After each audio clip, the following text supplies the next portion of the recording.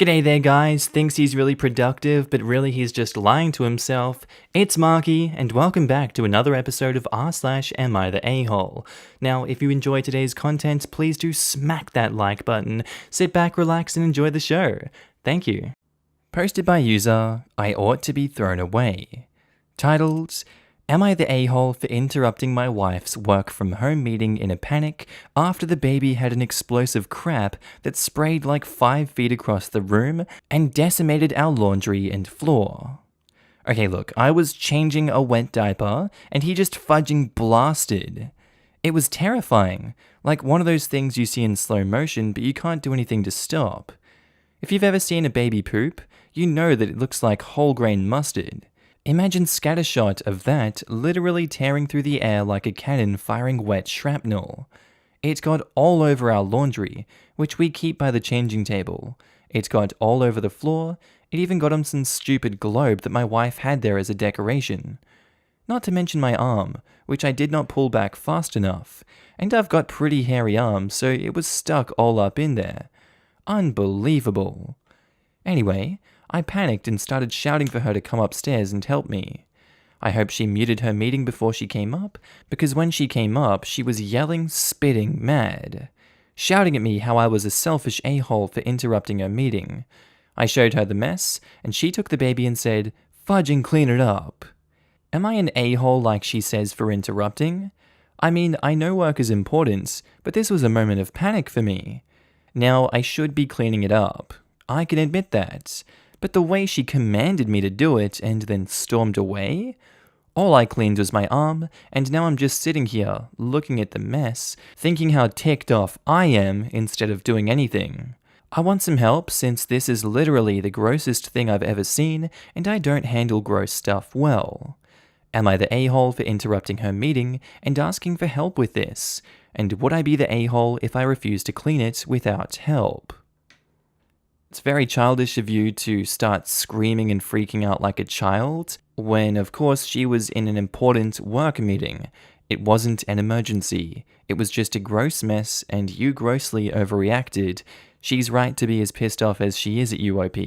What's your problem? Have you no critical thinking to realize it's not as much of an issue as you think it is? This is normal parenting 101. Kids are gross, they poo, and it looks like mustard and it's gross. Clean that entire place, make some food for her, give her a massage, send her on a ladies' night out, because you've embarrassed her in front of her work colleagues, and you've stressed them out and interrupted an important meeting. Realize that you've messed up big time. This is all your fault. Stop being a child. You're the a-hole. Your initial reaction made you an a-hole. Your follow-up reaction makes you a mega a-hole. Anyway, I panicked and started shouting for her to come upstairs and help me. This is where you're just a normal a-hole. This isn't an emergency, it's just a mess. You don't need any help to clean it up. Now I'm sitting here looking at the mess and thinking how ticked I am instead of doing anything. And this is why you're a mega a-hole. Your wife is working, you're taking care of the baby. Clean that crap up. I want some help since this is literally the grossest thing I've ever seen, and I don't handle gross stuff well. You're a parent now. Better get used to dealing with gross, because you have many years of crap and pee and vomit to come. You're the a-hole. I understand the initial reaction to call for help when something like this happens, but your wife is working. You should consider her just as unavailable to help you as if she were physically in the office and not at home. Would you have called for her to come home and help you clean up? Would you have left the mess just sitting there until she got home from work? I get it. Poop sucks. I've been there. I've changed my share of dirty poop on everything diapers. But she's not being paid by her employer to help you with baby poop, and she wouldn't be available to help you anyway under normal circumstances. Get over it and clean up the poop. Why am I thinking that if the situation were reversed, she would have just handled it more quietly instead of yelling about it like a red alarm siren? Because she would have? The husband calls me when the dog vomits. He can't handle vomit without vomiting himself. Someone didn't tell my 2-year-old because she has projectile vomited on him more than anyone. Basically, I was pooped, peed, and thrown up on so many times by both my kids. The grossness doesn't stop when they're no longer babies. My son had blood spurting from his head from hitting the counter the wrong way, and just last week, he fell and scraped the skin off his knee. That one still looks gross, and I have to change his bandage every day. Parenting is not for the weak. I'm always thinking, God damn it, can't you go a month without trying to accidentally off yourself? The first 2 years felt like a less fun version of Suicide Watch. Nowadays, if she's doing something dangerous, I say, "You're gonna hurt yourself," and follow up with, "See, now what did we learn?" To be clear, that doesn't apply to life-threatening situations, more like when she's trying to stand on a soccer ball while on a carpet. Posted by user ThrowAwayOlderBro534. Titled, "Am I the a-hole for cutting my elderly parents off financially after they kicked out my gay brother?" Throwaway because a lot of my friends use Reddit. I'm a 24-year-old software engineer, originally from an Arab Muslim country.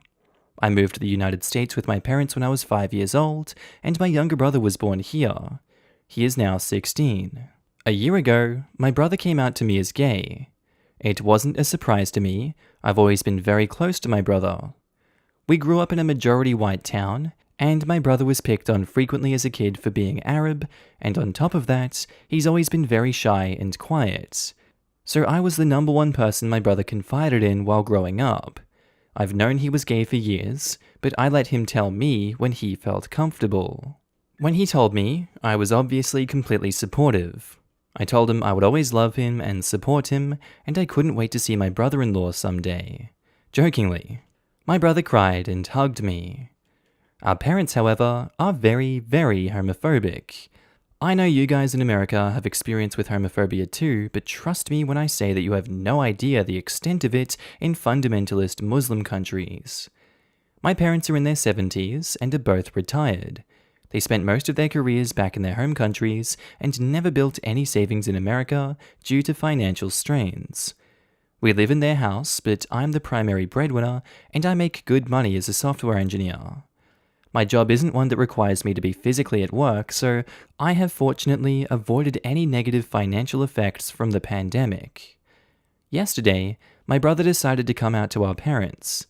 Obviously, this wasn't an impulse decision, but something he spent a lot of time deliberating over. Our parents did not react well. They refused to have anything to do with him anymore and disowned him. Not only that, they kicked him out of their house. He's been staying with one of his friends. My parents refused to change their minds no matter what, and knowing the traditions of the people around us where we came from, I do not think they ever will. In response, I told my parents I will no longer be financially supporting them. I have contacted some apartment companies and have decided to move out with my brother. I make good money, so I can afford a 2-bedroom apartment for us no problem. I did not think that this would be a controversial move, but our relatives, even those in America, have been blowing up my phone telling me that I'm an a-hole for cutting off my elderly parents during a pandemic. My response is they kicked my brother out during a pandemic. I'm not leaving him on the streets no matter what, but even more so during a pandemic. So Reddit, am I the a-hole? Oh man, I'm 70 years old and now I'm having to deal with the consequences of my actions. Whatever will I do? You know, it is unfortunate that he's abandoning them during a pandemic. And you might say that he's signing their death warrant because now they will have to go out and expose them to it potentially. But I say to that, these people have signed their own death warrant in this case, because they're the ones that chose to cut out their gay brother from their life and completely disown them. OP and the brother have no incentive to keep these parents in their life anymore if they want to continue this charade, this stupid ideology they have going. They are 2 70-year-old adults, they can look after themselves now. They should have planned ahead for this, knowing that there was a possibility they'd kick both of their sons out of their house. Boo-hoo, life is unfair. OP, not the a-hole. If they can kick your 16-year-old brother out during a pandemic, you can get out of there too. It's not like you're kicking them out of their home, you're just leaving. They couldn't expect you to live with them and support them forever, especially if they're going to pick and choose when their own children deserve their love. One difference is that it's illegal to kick out your 16-year-old son, pandemic or not. Not that it really stops many parents of LGBTQ kids. Any, really. Anyone who's willing to kick out their child for who they love doesn't give an F about the law. I ran a homeless shelter for LGBTQ youth in New York, and OP, you have no idea to what extent you just saved your brother's life, what he won't have to do to survive, the kind of opportunistic predators he will avoid. Edit. Thanks for the kind words, and the real MVP is OP. For those of you who were giving me props, I was one of those kids. I was lucky enough to make it out, and I was lucky enough to be able to go back and lend a hand. 13 years clean, and life's good now. Not the a-hole, and if anyone complains, tell them you're following your parents' example. You are cutting off the people you disagree with, since they set such a wonderful example. I have the finances to support one household. Previously, our family resided only in one household. My parents made the choice to kick out my brother, splintering that household from one into two. He cannot afford this second household, and because I don't believe in abandoning family, I will be supporting the new household in my family. As a result, I can no longer support the old one. The choice to split our family's household from 1 and 2 was my parents, and not my brother's, so it's only fair that they live with the financial consequences of that decision. Posted by user Throw Once Upon a Time, titled, Am I the a-hole for filing charges against my roommate and suing her for my hospital bill? This happened several years ago. I was 20 female and in college. I was living with my 2 best friends. One of them was moving out so that she could move in with her boyfriend. I placed an ad looking for another roommate. That's how I met Erin. Now, before she moved in, she informed me that she was vegetarian, but she wouldn't have a problem if other roommates weren't. She moved into our apartment a month later. The next day after she moved in, she cooked breakfast for us. I was surprised. We didn't ask her to, and by her own words, she wanted to do something nice. She had made pancakes, bacon strips, and hash browns. Note, I am deathly allergic to a few things. So I immediately asked her what was in the food, but I didn't mention my allergies, which was a huge mistake. She listed the ingredients, and I didn't find anything I was allergic to. Edit, she told me it was regular bacon, not that it was fake bacon or that it had soy. I start eating, and everything that tastes a little off. I try the bacon, and definitely something is wrong. At this point she does a ta-da, and smugly told us, I bet it tastes exactly like meat. I am freaking out now. I told her I am severely allergic to soy, and asked her whether there was any soy. Now she is apologizing, and says she didn't know, and that she is sorry that she lied and blah blah. I am experiencing anaphylactic shock. Throat closing up, dizzy, the works. My best friend freaks out and calls an ambulance.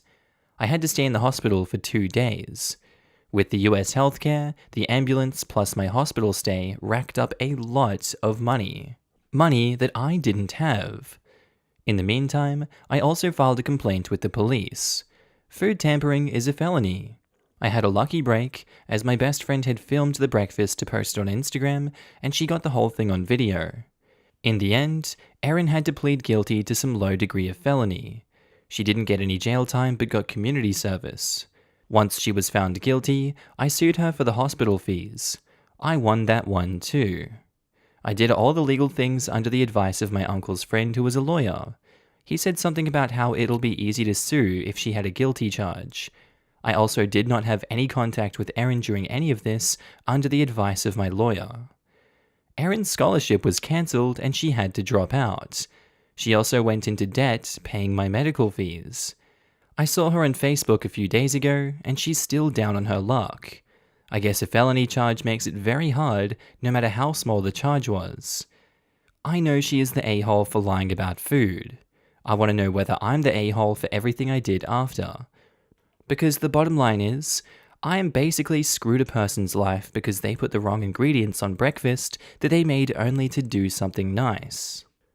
I initially had an everyone sucks here judgment, but reading the comments has slapped some common sense into me, and I'm not going to reveal what I said before because I'm dumb. I'm really dumb. It's unfortunate that we live in a world where your good intentions pave your way to hell, and she did intentionally try to mislead them and deliberately tamper the food. It's unfortunate, but that is a crime. That is a federal offense. You know this is a federal offense. You know that it's socially unacceptable to do that, especially to strangers that you don't know. There is no excuse for it. Not the a-hole OP. You're completely morally and legally justified in what you're doing. I feel like everyone sucks here. It does seem like she was trying to trick you into eating meat substitutes, which is a rotten thing to do. But I also think it was your responsibility to ask, does this have soy or other substances which you are allergic to? Explicitly, or to otherwise inform her or anyone else who prepares food that you're going to eat that you have life-threatening allergies. Considering I expect zero soy in actual bacon, I'd say that being told it's regular bacon is the tipping point for me, not the a-hole. Yeah, I'm not really sure why people think OP should have had to specify that she was allergic to soy.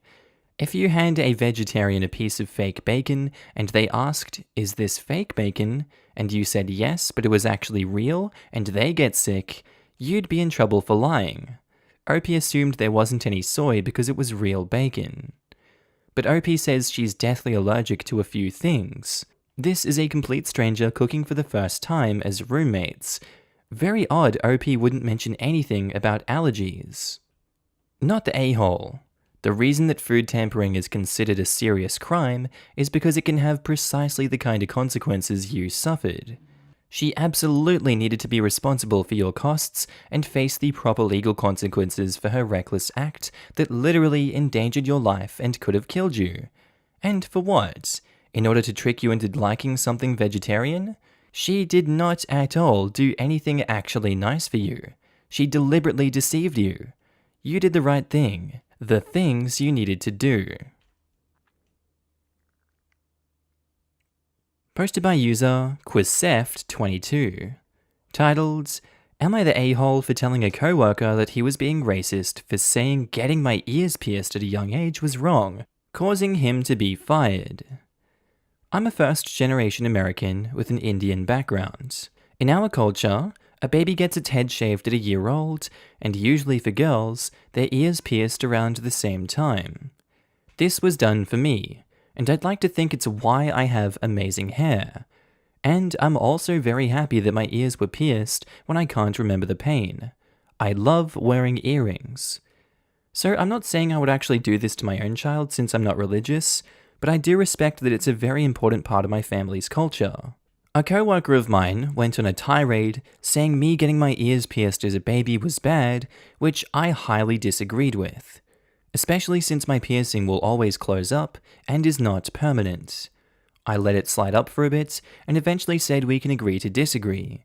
But he kept going, and I said I felt it was very inappropriate for him as a white man to be trashing my culture, and that I felt that he was being quite racist. This definitely made him mad, but he dropped the topic. One of our other co-workers brought up this argument to HR. I was then interviewed, and I confirmed what was said. My co-worker was let go. This happened a year ago, but when I told my friend recently, she said I was wrong. Am I the a-hole? I can't even word my reasonings for this one right because I keep contradicting myself here.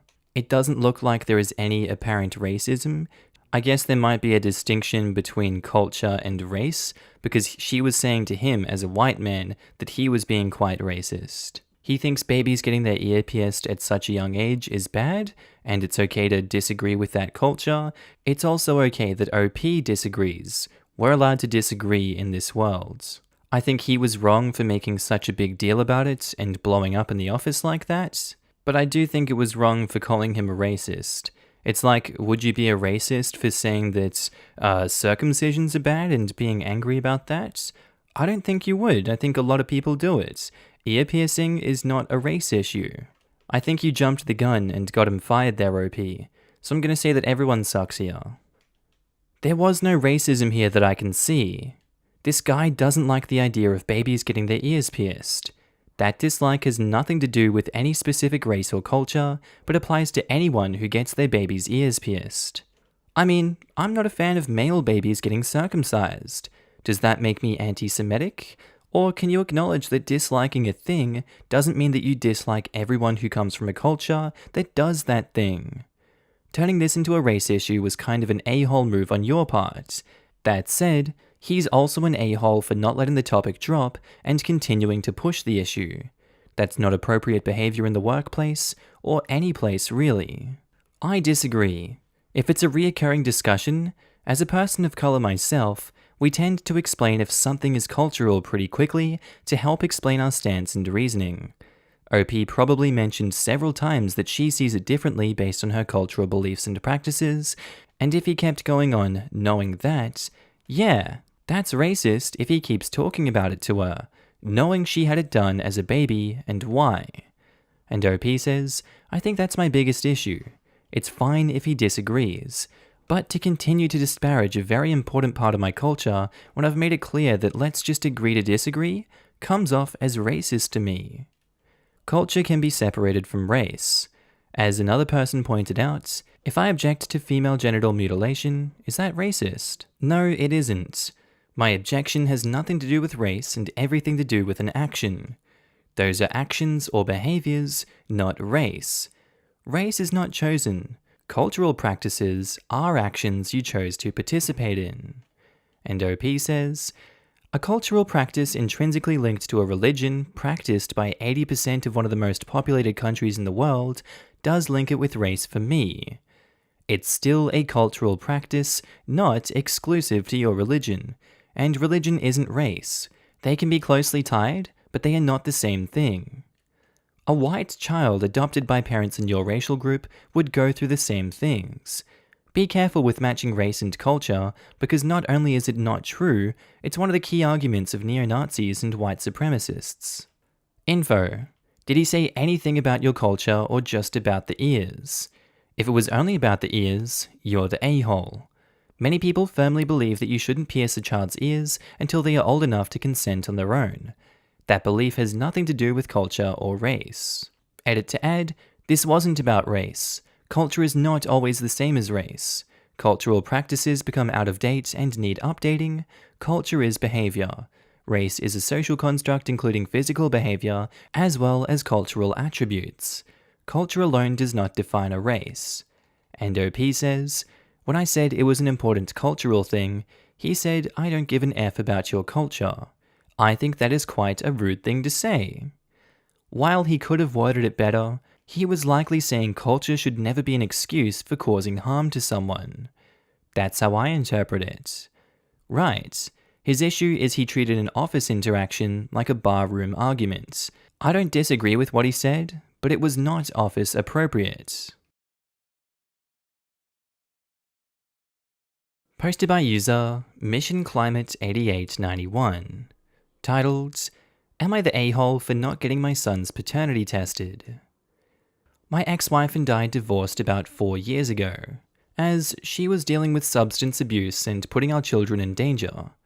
I have sole custody of all 3 of our kids, as I make much more than she does, and she was unsure of her housing situation immediately following the divorce and was dealing with substance abuse issues. The 2 oldest were then teen girls who didn't really want much to do with her anymore. My youngest, my son, is now 6, and he would occasionally see her when the divorce first occurred. The ex does not pay court-ordered child support and has since moved several states away. She still occasionally video chats with my son, but it seems he's gotten used to not having her in his life.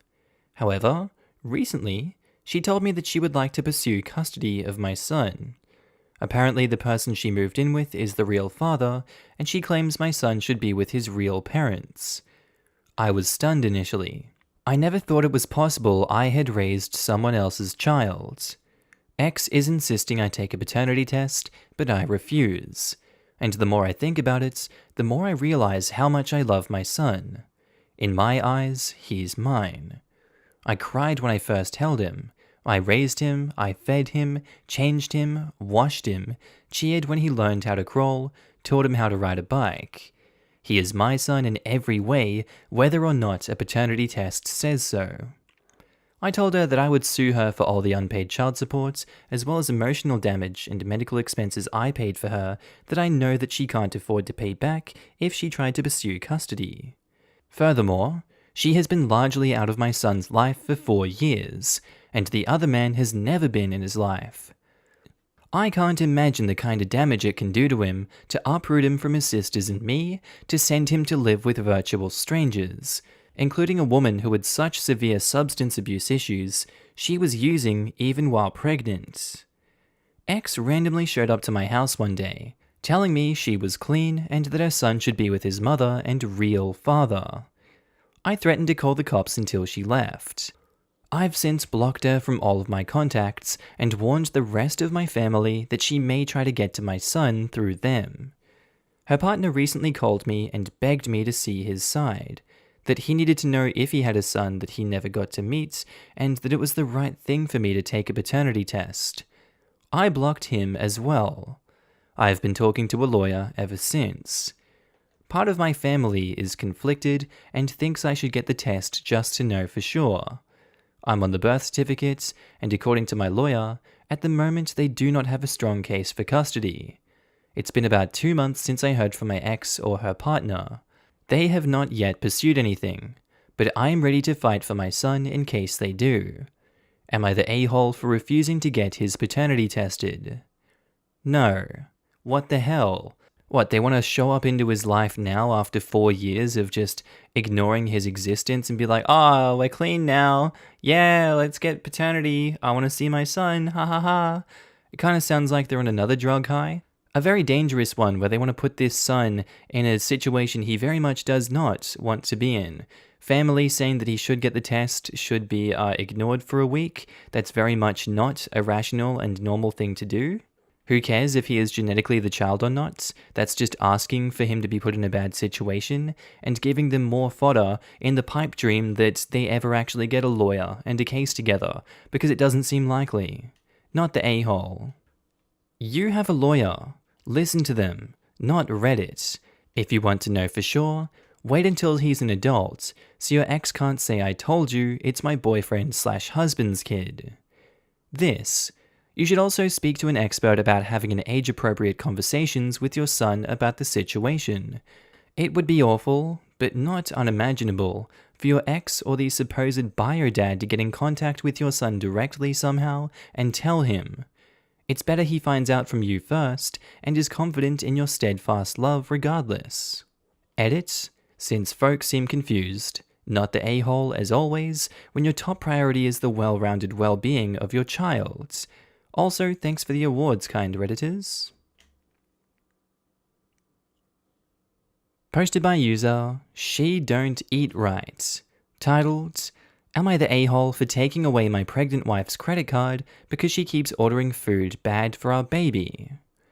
My wife is 6 months pregnant and cravings are hitting her hard. I sympathize with that, but unfortunately, it seems like her cravings are all for things our doctor has specifically told us to avoid for the health of our baby. She just can't seem to control herself when the cravings hit. She ends up door dashing the forbidden items. It's not like she has done this once or twice either. In the last week, she has ordered Subway 4 times and sushi twice. This has been going on for months. I've tried to convince her to make these things at home with approved ingredients, but she says they just aren't the same thing. I've asked her to consider the health of our baby, and she says that her mental health is more important. I can't help but think this is a ridiculous notion. Foregoing uncooked lunch meat and seafood isn't going to give her emotional trauma for frick's sake. I am the main breadwinner in the house, and decided to cut off her access to our cards for the time being. I think this might make me a bit of an a-hole because it makes me feel more like her parent than her partner. But I am soon to be a parent. I need to protect my kiddo. Edit. Sushi and Subway aren't the only things she's been eating on the forbidden list. Those were just the examples from the last week. I probably should have included that in my OP. She is also eating a lot of undercooked meat and eggs, drinking energy drinks, had a few glasses of wine, etc. Edit 2. Doctor has been informed of her diet choices. He sternly told her she needs to change that. She refuses to listen to him about this too. While it might be unfortunate that she's eating items that she's not allowed to be eating or is advised not to be eating, you can't directly force her to stop doing them. It has to be her decision to do it. You can only advise, you can throw tantrums, you can throw arguments if you'd like, but cutting off her access to money and doing what she wants, limiting her freedoms, has a much bigger impact on her mental health and probably, as a result, the baby's health. Because you're limiting her freedoms, and you can't really be doing that, Chief. This situation isn't severe enough to warrant that, even if the doctor has given her stern talks about it. If you don't like this situation, you can either stay or leave, but I don't think continuing down the path you have is a good idea because she might just end up leaving you. I'd tread carefully. You're the a-hole. Edit 3. I accept that Reddit thinks I'm an a-hole. However, I still feel that this is justified a-hole behavior. I will not allow my wife to have a credit card until she agrees to follow the doctor's recommendations for the health of our child. She still has access to our Amazon account with a card saved and is free to shop for whatever needs she has. But the only food that will come into the house is what I bring home from grocery shopping or if we plan to get takeout together. Oh, and all these people recommending the book Expecting Better by Emily Oster? No thanks. She's an economist, not a medical doctor, not even a scientist in the field of biology. I will continue to go by the guidelines set forth by medical professionals. You're the a-hole. I can't believe the number of not the a-holes here. I don't know if this is a cultural difference because Reddit is heavily US-centric, but as a European, holy crap. Why don't you just tie her to the bed so she can't leave the house until the baby's born, full stop? Can't have her crossing the road in case she gets hit by a car. Can't have her walking up or down the stairs in case she slips and falls. Hell, she better not even drink tap water in case there's some kind of freak contamination event and it harms the baby. She's an autonomous adult, not an incubator. The fact that it's your kid gives you absolutely no right over her. Pregnant women do not become a form of public property simply because they are pregnant. There's something called relative risk. In my country, there is about a 1 in 124 chance of being in a car accident in your lifetime. I could make that chance 0 by staying inside forever and never leaving the house. But nobody does that, because that is an utterly ridiculous curtailment of individual autonomy for a slight reduction in risk. The risk of something happening because of some meat is minuscule. There will always be risk. No pregnancy is ever 100% safe from misfortune. This is just being risk-averse to the point of being controlling. I'm American, and I'm baffled. My husband is appalled. I just had to read it to him. I hope that this dude only wanted 1 kid. Honestly, I recently learned that they tell you to avoid certain foods because of food poisoning. What the F? And lettuce is more likely to be contaminated than lunch meat, so that's a terrible example as well. Some restrictions for pregnant women are insane. Midwife here. The food poisoning that is mentioned is listeria, which is an illness that gives adults and pregnant women food poisoning symptoms, but which causes meningitis, sepsis, stillbirth, and neonatal deaths in babies. Edit to add, it will cross the placenta or be transmitted to the baby vaginally. It's very serious. Another illness is toxoplasmosis, almost asymptomatic in adults, but causes birth defects and stillbirth in babies. Overhyped is not correct. It is more like the risk associated with these illnesses are not adequately explained. These illnesses, caused by a bacterium and parasite respectively, live on unwashed veg, deli meat and undercooked meats, mainly because they're covered in little bits of animal crap from the farms.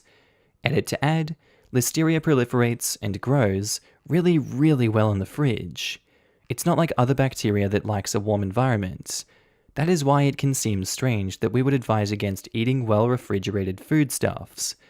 The restrictions on some fish are because the fish flesh is full of mercury, which is absorbed by mum and causes brain damage to the baby. This stuff is not a joke.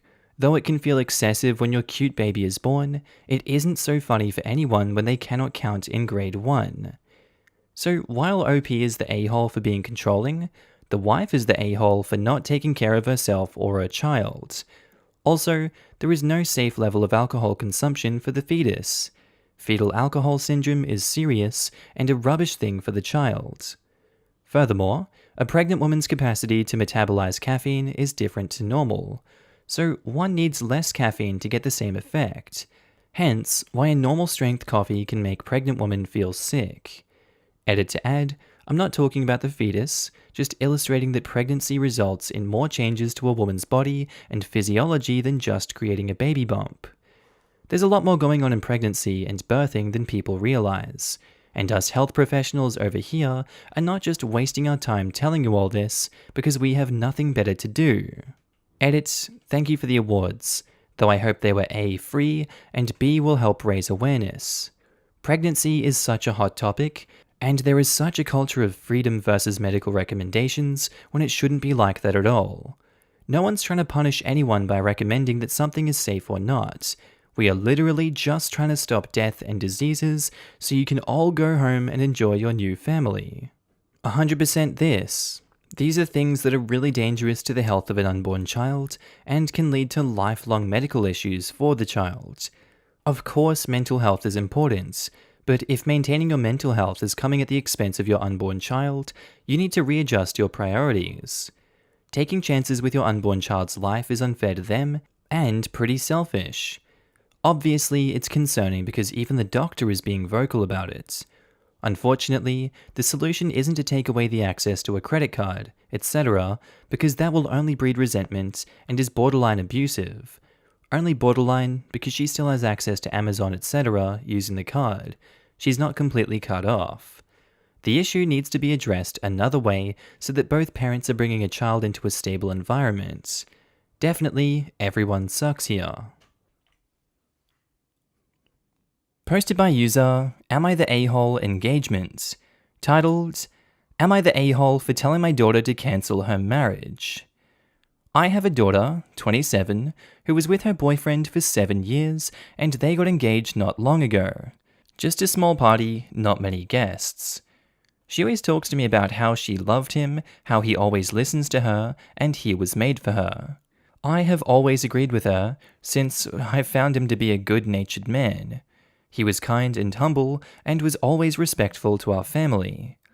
We met his parents for dinner twice or thrice, and they hit me as a little sexist, asking questions to my wife like, I don't know why you're working. Isn't that your husband's job? It's the mother's job to be taking care of the children. Now that they wanted to make it more serious, they planned a marriage. Anyways, we've been planning about the wedding, and one day her boyfriend comes to me and says that his parents want to talk to me. I was going to call my daughter too, but he said that she wasn't allowed. I went with him, and his parents started talking with me about dowry. I was confused and said that there was no dowry, and in 2020, who even gives a dowry? But boyfriend and his parents started lecturing me about how necessary it was and how my daughter would be a stay-at-home wife. My daughter has told me that she wants to continue her dreams, so I don't know what this is. Anyways, they told me that I should give it a thought and told me not to tell my daughter for the time being.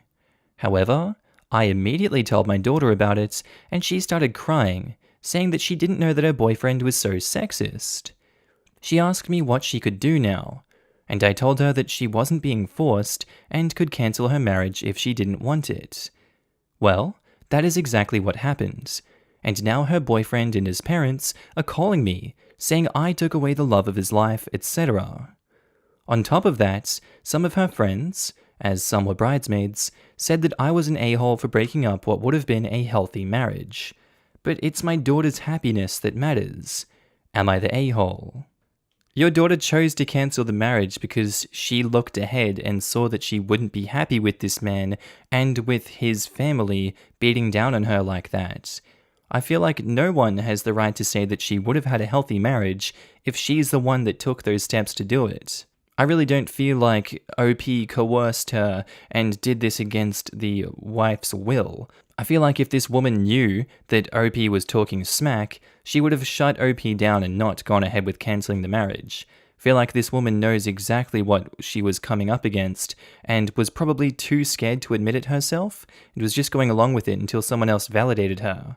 And thank God OP did validate her. Now she's not stuck in a trap where she has to give a dowry. To each their own, obviously, but for this situation, not the a-hole.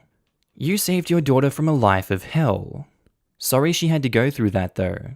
I'm sure it was a shock to realize her ex and her almost in-laws are misogynistic a-holes. Hope she's doing okay, because 7 years is a long time. How did this not ever come up before? I myself don't know. I always felt that he was different from his parents. Even if he is, placating his parents seems to be more important to him than your daughter's, and by extension, your comfort. How him and his parents thought that this was appropriate is honestly beyond me. OP, you are most definitely not the a-hole. Him and his parents are misogynistic a-holes, and I guess that some people just need to stop being stuck in the past. You've definitely dodged a bullet here. They knew it was inappropriate. They were just hoping that OP would go along with it so the daughter wouldn't find out until after the marriage, ideally feeling too stuck to leave at that point.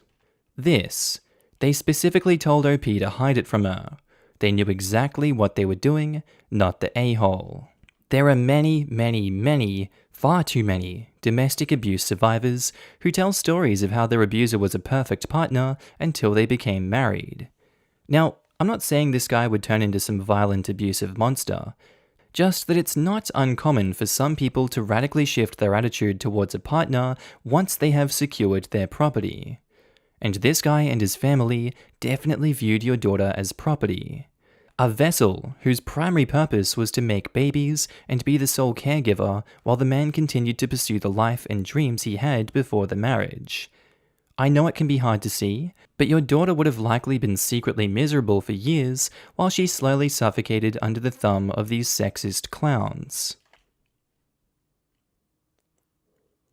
Posted by user JuniorAd2355, titled, Am I the a-hole for lying to my son about having surgery? I have a 10-year-old son who has a lot of anxiety since his mother died from a blood clot after she had major surgery back in 2016. Recently, I found out that I need a minor surgery to correct a hernia. I'm in excellent health and work out most of the week and don't drink or smoke. I was easily cleared for the surgery. I explained to my son why I needed to have the surgery and he freaked out. He kept on asking who will take care of him if I die, or will I have a funeral. I could not reason with him, so I decided to postpone my surgery. It's getting to the point where I'm in pain and just want to get it over with, but not deal with an anxious 10-year-old who thinks I'm going to die. So, I decided to schedule it and have it while he's at school and tell him when he comes home. It'd be on a Friday and he would have a sleepover at his friend's house. Yes, he would know I didn't tell him, but gotta do what I gotta do. Edit, my son doesn't need therapy. Therapy isn't a silver bullet like hernia surgery is a silver bullet for my hernia. He's been to therapy 5 times and it was a waste. He does much better living a normal life.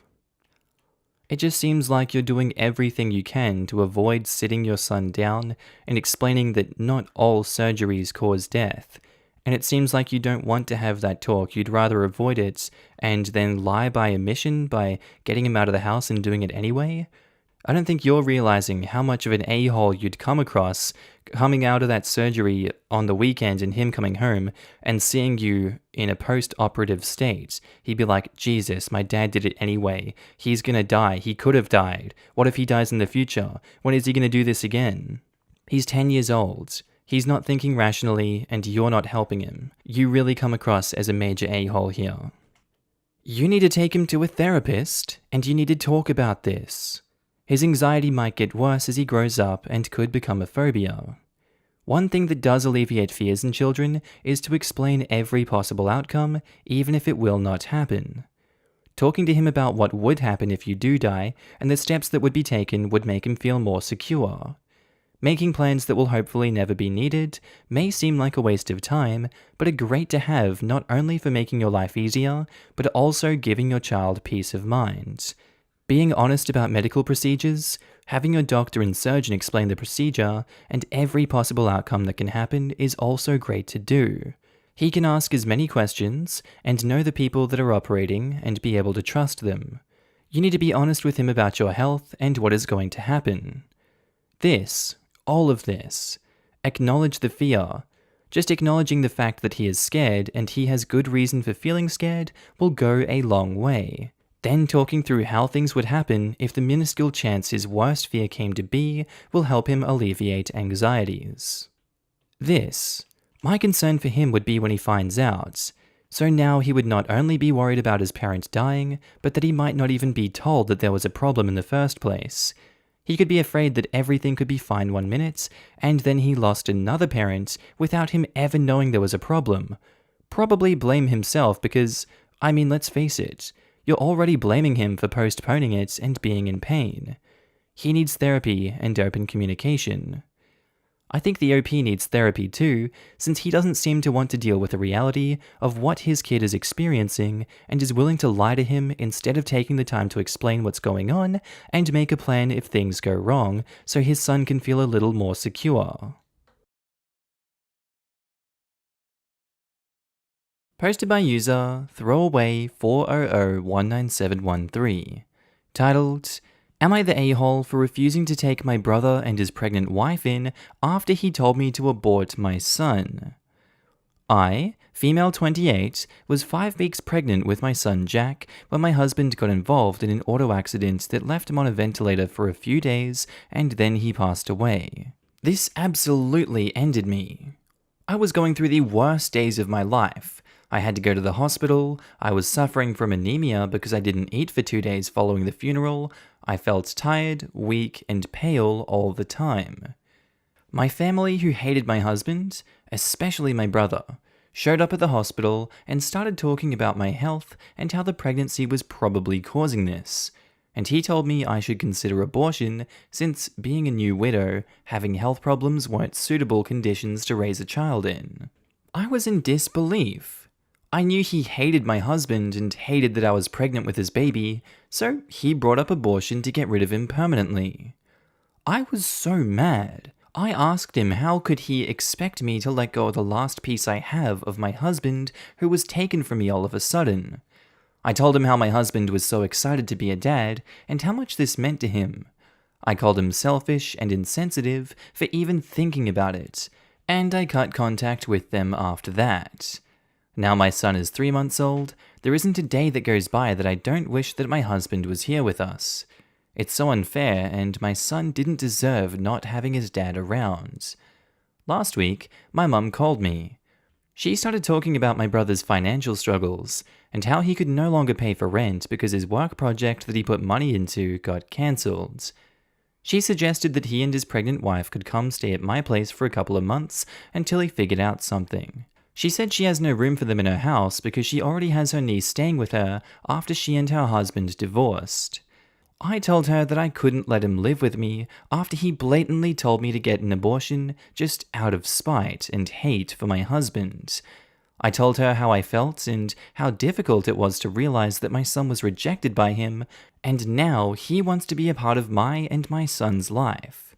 My mum lashed out saying that I should let go of the past and that I can't just refuse to let his pregnant wife in and cause them to be homeless. I told her no, but she tried to argue and pressure me into saying yes. I hung up on her, but she kept calling to shame me and guilt trip and say that I was being cruel and selfish. And to repeat the title, I guess, am I the a-hole for refusing to take my brother and his pregnant wife in after he told me to abort my son? I didn't even really need to hear this entire story to be like, no, screw him. There really isn't any ways that you can redeem that situation. You can't just tell someone to abort their son because you hated the husband, and now that the husband is dead, that's a great reason to do it. What's wrong with you? Let that man live on the streets, you can't just get away with saying that. Legitimately disgusting. Not the a-hole OP, kick him out and keep him out. Not the a-hole. In no way are you remotely the ass, and you should continue to hang up on her. How would your brother feel if you told him to abort his baby because being broke and having nowhere to live is no way to bring up a child? I would never tell him such an awful, awful and insensitive thing. I was more devastated when I learnt how he felt about my baby just because he hated his dad. You're better off without these people in your life, and you owe them nothing. Love your baby and give him the best life that you can, like his father would have wanted. Not to mention, would the baby even be safe around the brother? The brother hated the husband, wanted the baby to be aborted. Can you even trust someone like that around your child? Even if he doesn't outright hurt the kid physically, there's the chance for emotional trauma. Imagine the brother telling the kid in his formative years what an idiot his father was and making him hate himself. Well, it depends on the OP's family. Are they decent enough people who can be nice to a baby or not? I know mine is, but to be honest, being nice to a baby is an incredibly low bar. And yet we have seen, time and time again, that some people manage to limbo right under that bar. Not the a-hole. I don't know your financial situation obviously, but you are a new widow with a 3-month-old baby. You deserve to protect your peaceful home while you grieve and raise your baby alone. Don't give your brother's plight another thought. Your brother is responsible for what he said. The way you feel about it is not her decision. Your mum shows poor emotional boundaries here. Come to think of, your brother lacks respect for personal boundaries in trying to tell you to abort your son. Not the a-hole, your brother can't be trusted around your son. Always interesting how you should just let go of the past only really seems to get mentioned when someone is facing consequences for their actions. Especially when it's the unsaid, oh, and also, do a huge favor to the person that wronged you. Posted by user Cake or No Cake, titled, Am I the a-hole for not doing anything for my daughter's birthday? My daughter, let's call her Thea, turned 15 last Saturday, and due to the pandemic, we couldn't really celebrate it. I asked her a few days before if there was something special she wanted to do, and she said no. On the day of her birthday, I asked her if she wanted me to order cake, and she refused that too. She's introverted and doesn't like making a big deal of things, so I let it be. She spent most of her day talking to her friends on call, and I cooked a nice dinner for her and my son. My wife is usually the one who organizes birthdays and stuff, but she's been living with her mother for the past few days due to some health issues. On most birthdays, my wife is also met with the I want nothing by my daughter, but she does stuff anyways. She usually bakes a cake, buys some gifts, and cooks all of her favorite foods. The next day, on call, she asked me what I did for Thea's birthday, and when I told her my daughter didn't want a celebration, she blew up on me. According to her, my daughter is too shy to ask for things, and doesn't like asking people to make a fuss about her birthday. She was very angry that I didn't even buy cake, even after I repeatedly told her that Thea said she didn't want cake. According to her, these are things that should be done without asking. I would like to mention that my wife coddles my children a lot. I thought that was the end of the conversation. Later in the evening, my brother-in-law showed up with a cake and gifts for Thea. My wife probably asked him to do so, but he's very close to the kids, so I didn't think much of it. But then he jokingly said to me, "What kind of father doesn't buy cake for his kid's birthday?" I told him the same thing again, and he said that having a birthday during the pandemic was horrible enough, and I should have just bought some cake. I agree it is, but she said she didn't want it. It's been annoying me a lot. I hate how both my wife and brother-in-law keep implying that I don't know what my own damn kid wants. I just want to know, am I really the a-hole? I just did what my daughter asked. More information. 1. I did not do nothing for my daughter. I made pizza for dinner, which she loves. I also sang her the birthday song and hugged her really tight. There was someone who had a problem with that. My daughter isn't big on physical contact, but she likes to hug people on their birthdays. It's a tradition that she started. I was not forcing her to do something she didn't want to do. 2. The whole buying the cake on the same day? I don't know how it is where you live, but as long as I can remember, cakes are bought on the day of the birthday. I did not know this was something people didn't do. Unless, of course, it's a customized cake, and we haven't done that for the kids since they were 10. And 3, my wife is not a horrible person. A little bit overbearing, sure. She did wish my daughter in the morning, but she's busy taking care of her mother. I think I'm gonna have to go with a you're the a-hole here. I feel like you should know your daughter better than that, and if you don't, that may be a problem, and you haven't communicated with your wife enough, and she hasn't communicated enough with you. But if you've been through 15 birthday parties with your daughter, you should know by now that she is an introvert, and she doesn't like asking for things. I feel like you've either been ignorant of it, or you're ignoring it. I don't know. But if your wife is making as big a deal of it as she is currently, I'd say use that as a measure for what you've done wrong. Obviously, we can't get into the mind of this 15-year-old girl. If it was me personally, I really couldn't care less because birthdays aren't huge for me when I don't want to do a birthday party. Like, there's been a few personally for me throughout the years where I'm like, I don't want a celebration, I don't care, let's just have a normal day. And I'm completely happy with that, but it's different from person to person, obviously. I'm still gonna go with you're the a-hole. Updates. Wow, I can't believe the number of things people picked apart from this post. Some of you are worse than English teachers trying to find hidden meaning in blue curtains. However, I decided to apologize to her. I did speak to my daughter. I sat her down and apologized for not doing anything or buying her a cake, and her only response was, "Papa, chill, it's just a birthday." I did give her money, and before you get on my case of how unthoughtful that is, she usually spends her money on books or clothes. I feel those are hard things to pick for anyone, not just my daughter. I would rather she buy something she likes than be stuck with something she doesn't. I think the major problem for people is that I waited till the day of her birthday to buy her cake, which means I don't care about my daughter. I don't know what to say about that. Getting a good cake isn't that hard. People keep saying that I should have pre-ordered so they don't run out of cakes. If the store doesn't have what I want, I'll just go to another store. There's a million of them, holy crap. Also, that one person who got on my case for saying my daughter instead of our daughter needs to calm the F down. I'm gonna end this here. Thanks to all the people who sent me an award. You're the a-hole. The reasonable question is, what kind of cake do you want? Not, do you want a cake? My dad did this to me, and I also refused. Not because I didn't want a cake, but because he made me feel like a burden. It's your kid's birthday, and your wife is correct. Some things don't need to be asked. It sounds like you didn't get her a gift either. Did you just leave that out, or did you really do literally nothing for your child's birthday? He asked her on the day of her birthday if she wanted cake.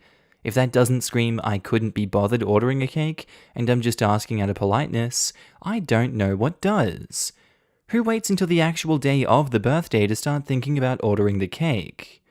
Right? I mean, the day of, aren't you basically at the mercy of what's already on the shelf in a bakery? I don't think you can order the day of. I get waiting to make the cake at home till the day of, but even then, if you don't know what kind of cake your kid might want, and make sure that you have everything for it, it screams, I don't care about your birthday.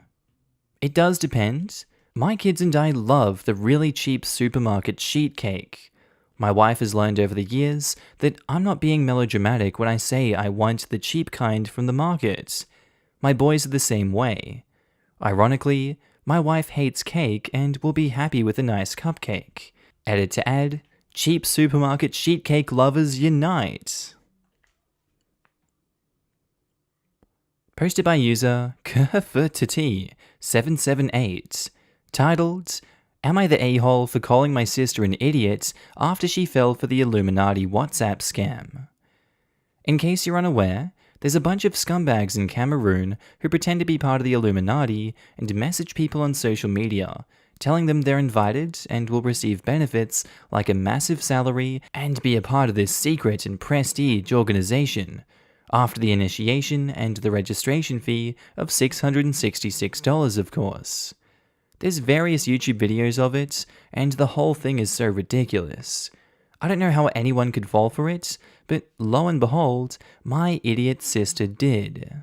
She actually transferred $666, but the bank stopped the transfer, detecting it as fraudulent. She told us how she was joining the Illuminati and she needed our help, which is how we found out. By the way, she's not a kid. She's 21. I was talking to my brother and I said something like, I've seen videos of these on YouTube.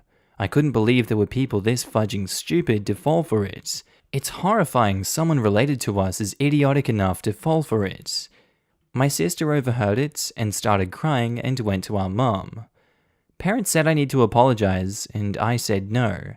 What she did was the dumbest thing I've ever seen anyone ever do, and I'm not going to sugarcoat it. Who does this? This scam was even more obvious than the Nigerian prince one. Most of my family is saying I'm an a-hole for that, but F that. We shouldn't be comforting my sister. We should be shaming her and letting her know what she did was so fudging stupid. Look, I'm gonna be on your side for this one, OP. She's 21 years of age. She should have seen that the 666 is a meme number. What the hell is she thinking that the Illuminati is gonna go just recruiting randoms?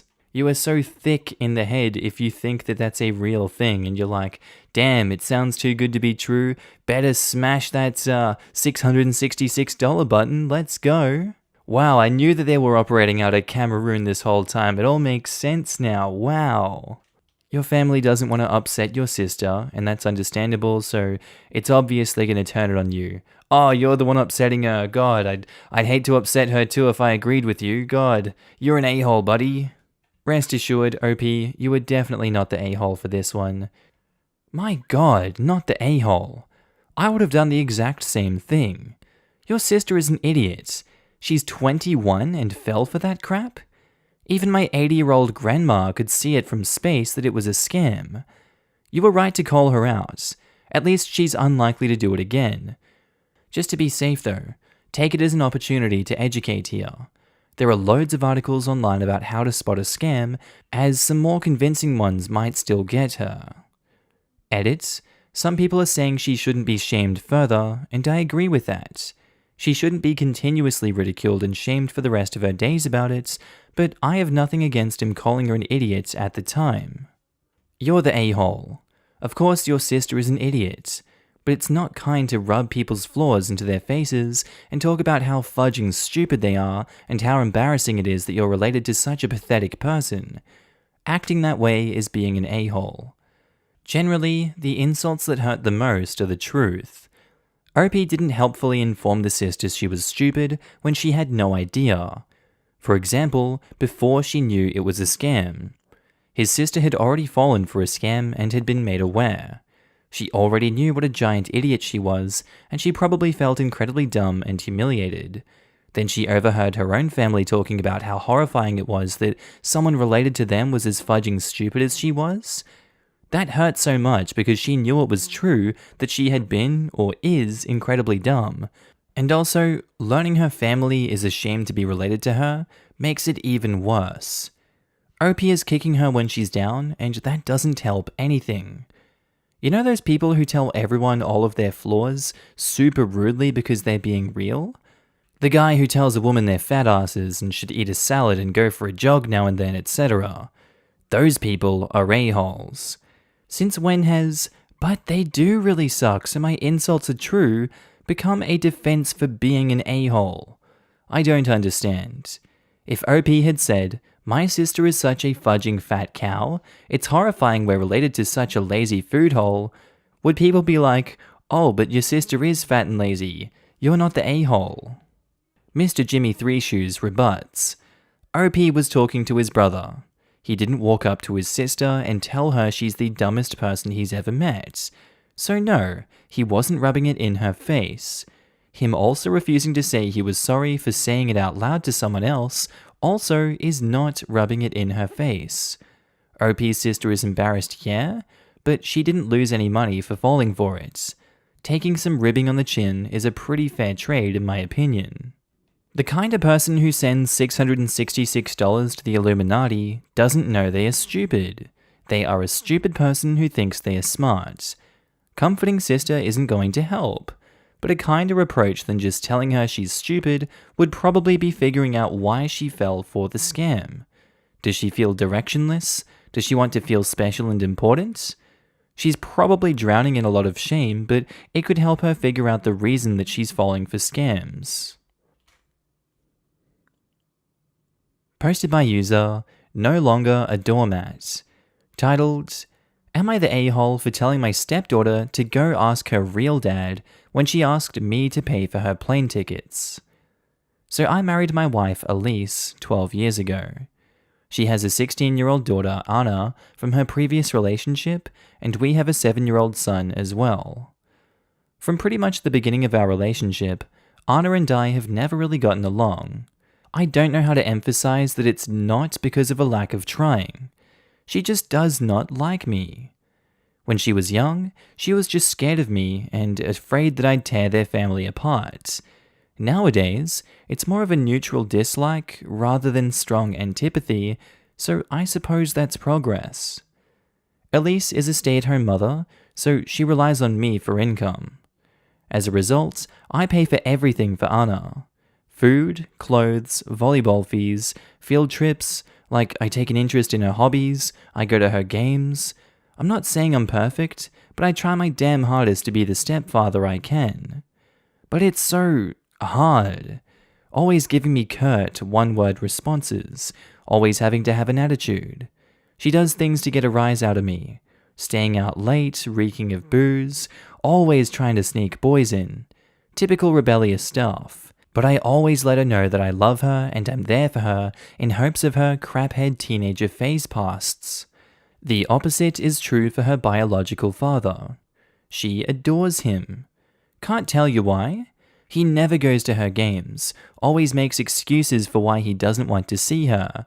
He forgot her birthday last month, and she cried herself to sleep. Well, anyways, Friday I came to her door to check her phone and read her messages. This is not a permanent thing, but she's been caught sneaking out twice in the last month, so this is her punishment. I ask for the phone. She says no, I'm tired of you checking my crap, leave me alone. I tell her I'm not asking again, and she goes, just F off already. You're not my real dad, you never have been, stop acting like you can tell me what to do. Before getting up and slamming the door. Like I said, guys, I'm tired. Tired of the blatant disrespect, of being the verbal punching bag while still providing more for her than anyone else in her family. We haven't really talked since until this morning during breakfast. She asked if I could pay for her plane tickets so she could see her boyfriend cross states. Like I said, her mum doesn't work and her dad is a POS, so I normally would be the one to cough up the money. Not this time. I responded, go ask your real dad. I could tell she was hurt. Tears swelled up from her face and she excused herself from the table. My wife took me aside later and said my comment was extremely disrespectful. I said if anything's disrespectful, it's her treating me like a doormat and a credit card, and I will no longer tolerate this treatment in my house. I told her we don't have to be friends, but if she can't at least be cordial to me or respect my position as an authority figure, she can find someone else to pay for her non-essentials. Am I the a-hole? And to add more context, my wife is a saint. She does stick up for me when Anna says something rude or snarky. She just said stooping to her level was inappropriate, but she's a wonderful mum and tries her best. Honestly, a lot of people are going to say you're the stepdad, there's a, huge divide here. It's not your place to be the one punishing her because you're not her actual father, yada yada yada. I'd say in this situation it warrants it, and also, what the hell is she doing in a time like this, wanting plane tickets across country to see her boyfriend? Buddy, no. No, absolutely not. That makes you not the a-hole from the get-go. I would be refusing those flights regardless. I'd be like, you're not going anywhere. But even so, if she wants to idolize and put her deadbeat dad on a pedestal, more power to her. You can have that golden trash bag right up on that trashy hill if you'd like. You'd be that little raccoon defending it. And because of your actions, you get the consequences of all the benefits of that situation while losing all the benefits of this stepdad. So, clap clap for you there, buddy. Good clap clap. RIP, I can't fault you for what you've done. You've been trying your hardest. You have been a saint so far, and your wife is on your side. Just, don't stoop to her level like that. Find a more tactful way about it. Not the a-hole, but you barely mentioned your wife, her mother. Why is she not handling this with her daughter? You've been in her daughter's life since she was 4, as a stepdad, and your wife has continued to let this fester? She's continued to let her daughter disrespect you and continued to mislead her daughter about her father's true character. This is all kinds of wrong. She's tried, but to be honest, she's not great at this type of stuff. She is a wonderful mum, but tends to just excuse the rebellious behavior with her. She'll grow out of it. And like I said, Anna has been making progress.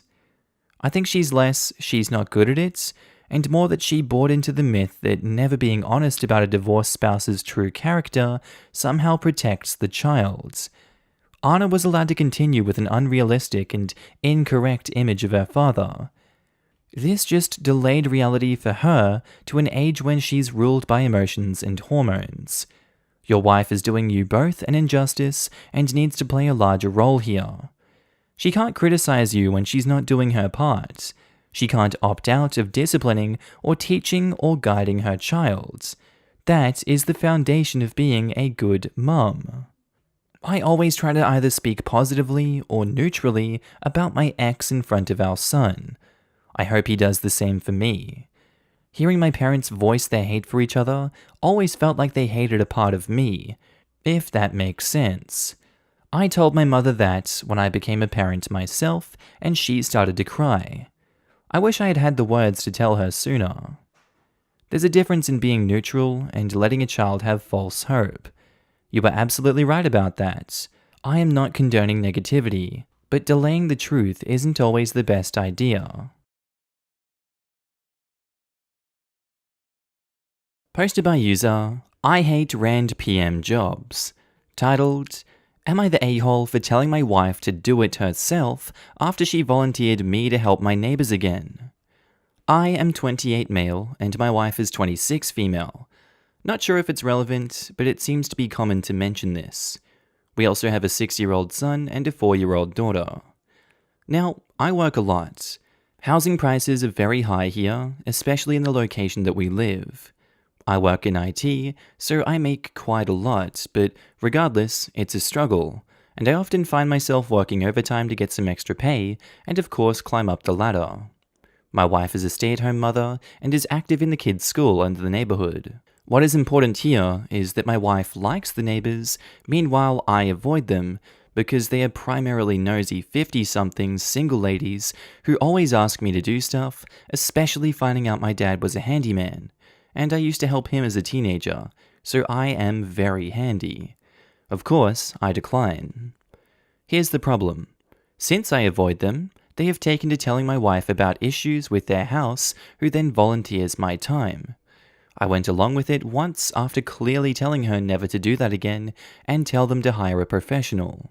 Issue is, after doing it once, it opened the floodgates, and my wife apologetically told me that she volunteered my time again. I did it again, this time telling her it's the last time, and next time she can do it herself, and when I am home, I want to spend time with her and the kids. Perhaps invite a friend or two since I rarely get to see them anymore, not helping these lazy asses too cheap to hire a professional. You can see where this is going. She volunteered my time again, giving me the details. This time I told her, good luck with that. She didn't seem to get the point, but I just went upstairs to play with the kids. The following day, she woke me up all upset that I had not helped the neighbors, and they were mad at her. I told her I didn't care, and told her I was not doing it full stop. I am now getting the silent treatment, and she is clearly panicking. Thing is, I know she has a hard time saying no, and she likes to be liked, but yeah. I feel bad, but I do not want my time volunteered. Am I the a-hole? I guess there were better ways around addressing this with your wife if you know she doesn't like saying no and she wants to be seen as someone that is liked by everyone in the neighborhood, and you know she cares a lot about that, even though I find that kind of weird myself. But for the entire issue as a whole, she should not be volunteering your time. She should not be continuing it after you've said twice already, no, no, no, this is the last time. I have to go with not the a-hole here, but I do think you're going about it wrong with your wife. I think you need to find better ways that are not going to upset her as much, because this is a relationship. You love this woman. We're not trying to hurt too many feelings here. If you didn't care, you wouldn't have done it the first 2 times. And if you said you weren't going to do it, you wouldn't have done it the first 2 times. So obviously you do care. I think you just need to communicate that better. Not the a-hole. You told her a few times to stop volunteering you, and she didn't listen. So now she should be the one dealing with it. I feel bad for her, but it's her responsibility. Understandable for feeling bad for her, she still shouldn't volunteer you. I know, which is what I'm trying to get her to understand. Also, it seems lost on her that maybe, just maybe, I am exhausted when I get home, and the last thing I want to do is help neighbors. Charge the old ladies. Tell them that to help them, you have to take away from your actual career and you need to be compensated. Then they'll stop asking your wife, or you're going to get some extra cash. Then use that cash to buy a sign in your front yard that says you can't help anyone. 50-something single women are not old ladies. I know, but if you want to act useless at 50, you're old. Not the a-hole. Your wife has a good heart, but she's not being respectful of your personal boundaries, which are very reasonable. It isn't even a boundary. I'm not above helping people or sucking it up to make the wife happy, but as it stands, these people are all perfectly capable to help themselves or hire someone, and I lack the time. The last thing you want to do after 8 to 12 hours of work is fix a faucet of some whiny old lady awkwardly flirting with you. If they're having you work in their homes because you're a sexy young stud, you might be able to convince your wife that she isn't being neighborly. Instead, she's functionally acting as your pimp. Honey, stop pimping me out. Posted by user, Throwaway Maybe It's Me. Titled, Am I the a-hole for refusing to get tested to see if I'm a bone marrow match for my dad's wife? Okay, so this is a bit of a doozy. TLDR, am I the a-hole for not forgiving my father for how he let his wife treat me and refusing to get tested to help his wife? I, 34 female, have not had a relationship with my father, 63 male, in roughly 18 years. My mother died when I was 6, and he remarried when I was 10. His wife, who I'll refer to as B, has always treated me terribly. I can remember more than one meal where she forgot to make enough for everyone, so she made me a peanut butter sandwich. She knew I was allergic to peanuts. I think we can just leave it there, can't we? Then she'd tramp at me for being ungrateful, and I wouldn't get dinner at all. She forgot me more than once at stores.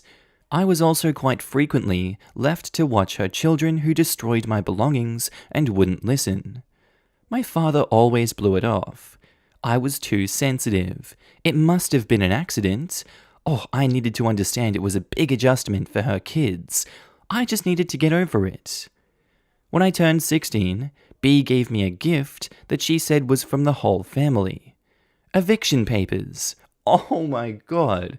My father just said it was for the best. I had nowhere to go and no job. I couch surfed for 2 years until I thankfully got a scholarship and left for college. I started going to therapy, and after a lot of years, I realized that I wasn't the problem. That I was put into a terrible position, and the person who was supposed to protect me didn't. Here is where I'm probably the a-hole.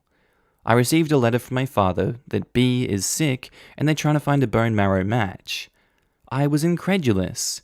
He wanted me to get tested to see if I could save the tramp who made my life hell for years. I was furious, and a whole ton of resentment came back. I threw the letter away. Any other letter I marked returned to sender.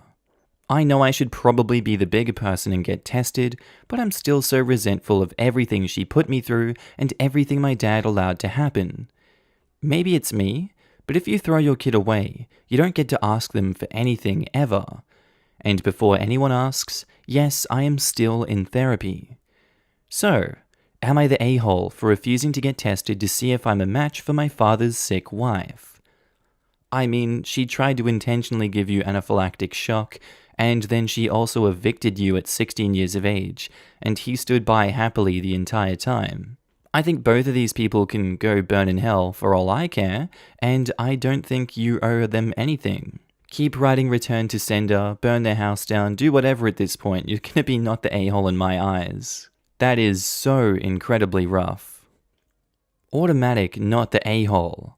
Extra not the a-hole, based on the fact that she and your father were literally abusive to you. Hopping on top comment to mention that by purposefully trying to feed you the peanut butter sandwiches that you were allergic to, she could have done severe damage or even killed you. But now she wants you to save her life because it's so precious? No, not the a-hole. Came here to say exactly this. F that B, I'd say she's getting her comeuppance. That family literally threw you away. You're under no obligation to save them. I'd almost want to donate to her, then hand her a peanut butter sandwich, because when you donate, you get the donor's allergies. Or lack thereof. My friend finally got to have a real Christmas trees with his family his last few Christmases, because his donor wasn't allergic, but he was. Not the a-hole.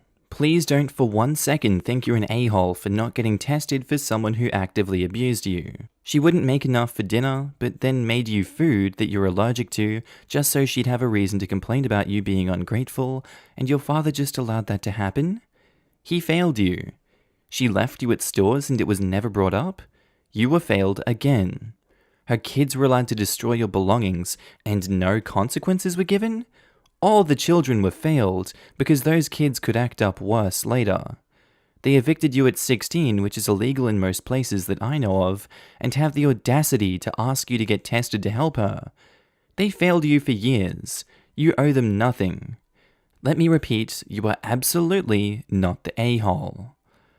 Not the a-hole, the father has the guts to even ask her to do something to compromise her health to help someone who was perfectly willing to torture her for 6 years. It's not right for him to totally fail her, then abandon her, and almost 2 decades later ask her to help. Who does this guy think he is? Posted by user Richard Ford's Dick. Titled, Am I the a-hole for never inviting the one girl on our team for happy hour? So I, 23 male, work in finance and have frequent happy hours with the rest of the people around my age and rank on my team. I'm not necessarily the one to organize it, but it's pretty much everyone in that category except one person who's the only girl our age on our team. We invited her once, but she really didn't fit in. We mostly talk about girls and stuff like that, you know? And so she doesn't really fit well with us, so we stopped inviting her when we all hang out. I genuinely am friends with the guys on my team though. Anyways, I mentioned this to my girlfriend, and she said I was perpetuating an old boys club by not inviting the one girl, and that saying cultural fit was the issue was just an excuse. I feel like I've said all that needs to be said in this story. So, tell me if I'm the a-hole, but I can answer any questions for clarifications if need be. I covered a similar one to this like a month or 2 ago, and honestly, I got a lot of mixed responses in the comments. A lot of people were like, yeah, I agree. If we can't talk about what we want to talk about, and she downs the mood for every hangout, then don't let her be there. Who cares? And others said that we should be making it more inclusive, and we do need a better environment, and we need to be inviting her to everything. Honestly, I'm with OP's girlfriend on this one. It kinda does feel like you're perpetuating an old boys club.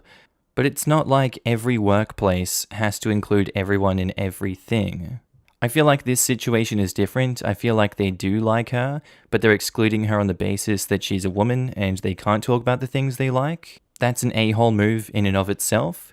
If it was a different situation and this was someone that I really just did not like, regardless male or female, I would not be cool inviting them to hangouts because I don't like that person and I don't want to open that bridge and I don't want to get to know them because they're annoying. In the context of this situation though, I'm gonna go with you're the a-hole because you're excluding her solely on the basis of gender, and that's not right. You have no other genuine reason to exclude her. So there you go, you're an a-hole, keep going if you want, but no, you're an a-hole for that reason. You're the a-hole. Sounds like all the guys on your team are a-holes too. This totally creates an atmosphere where females don't feel like part of the team. Also, if it's common for the men you work with to talk about, then it's a toxic workplace and you need to change. Soapbox, workplace inclusive behaviors are vital and easy. If you're a leader in your workplace, you need to create an environment where all people are valued and welcome. There needs to be clear delineation between a work event and a personal event where some co-workers are invited. After-work happy hours need to be appropriate for all members of your team. Agreed.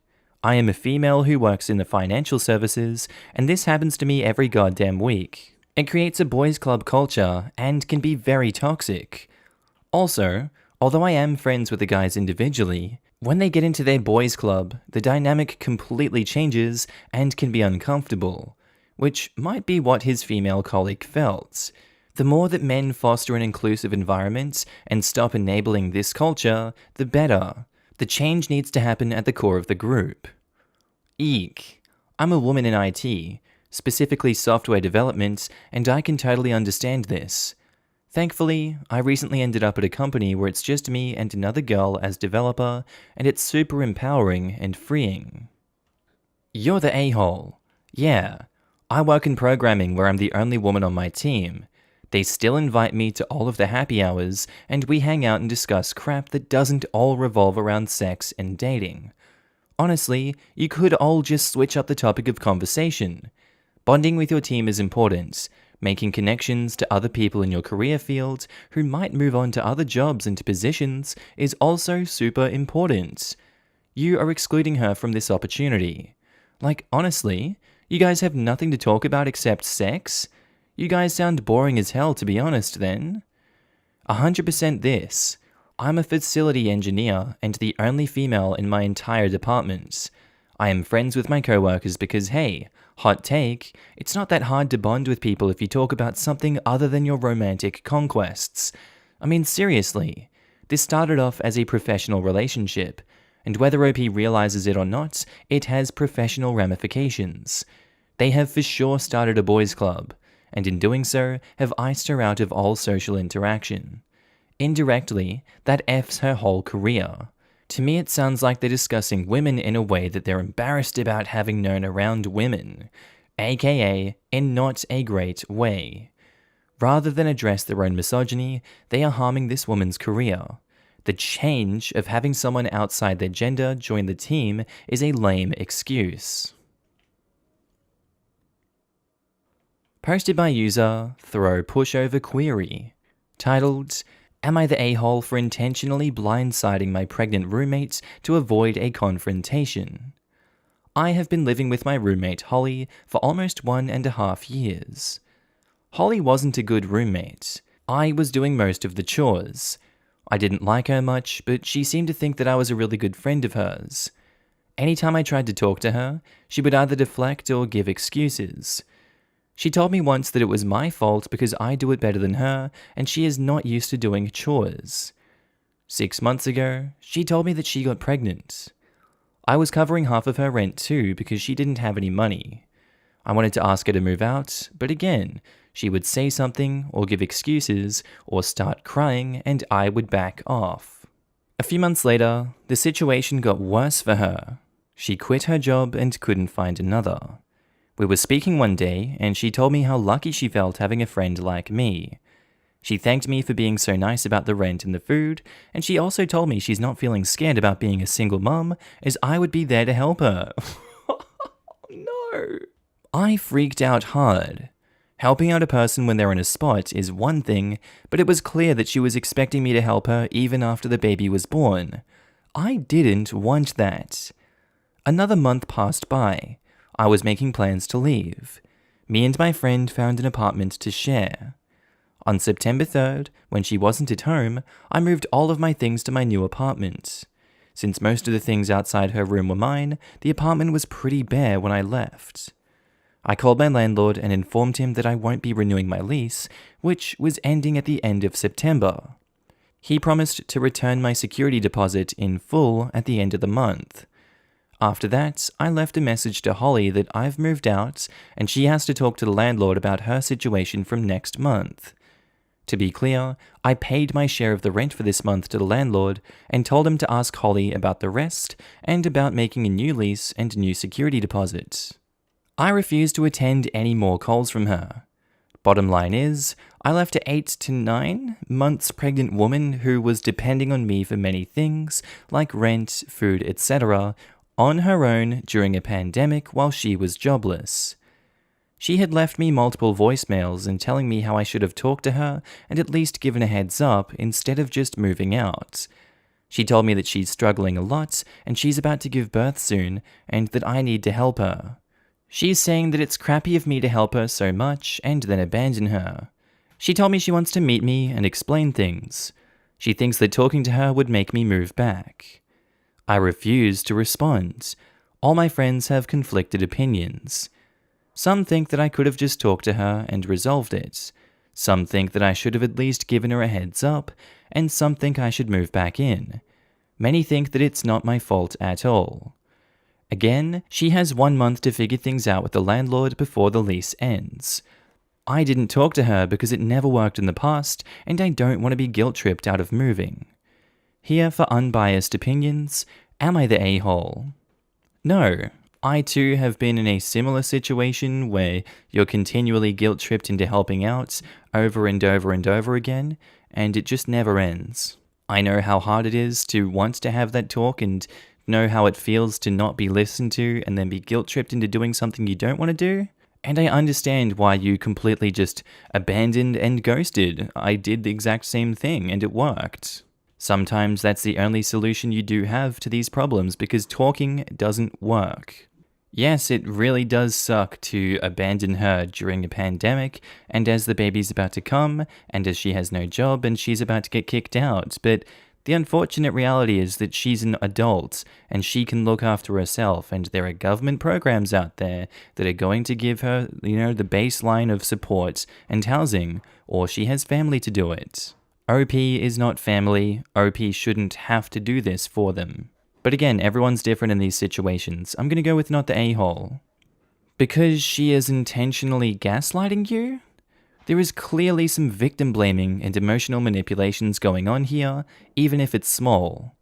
It's your fault I'm not able to pay rent, do chores, you do it better than me, you kept doing it, so it's your fault that I'm not able to do it now. You tried to talk to her. You tried to get her to do chores. It didn't work. You tried to talk about paying rent properly. Didn't work. Each time she pulled some emotional manipulation, crying, deflecting, gaslighting. So you didn't have any reason to think that talking would work. You could have given her a notice to move out when she couldn't pay rent. Instead, you helped her. Even now, she has 1 month to figure things out with the landlord, which is the standard notice period. Warning her would have been the nice thing to do, but it sounds like she would have again tried to manipulate you into staying. It isn't your fault or responsibility, OP. You were more than nice, she is just a mooch and a horribly entitled one at that. Don't worry about this anymore. Edit to OP. Hey OP, I understand that you don't like confrontations, but setting boundaries, standing up for yourself, saying no, and identifying when people are taking advantage of you are incredibly important life skills. While it worked out this time for you, it always may not. I strongly suggest that you work on how to assert yourself better. I agree. Moving out like that wasn't the nicest, but not the a-hole. That's what everyone sucks here votes are for. OP is asking if she's the a-hole for moving out like that, and the answer is yes, but there's mitigating circumstances. The other person made her miserable, and everyone sucks here. I agree with everyone sucks here. OP left in a cowardly way. People can't take advantage and manipulate you if you have boundaries, and don't let them.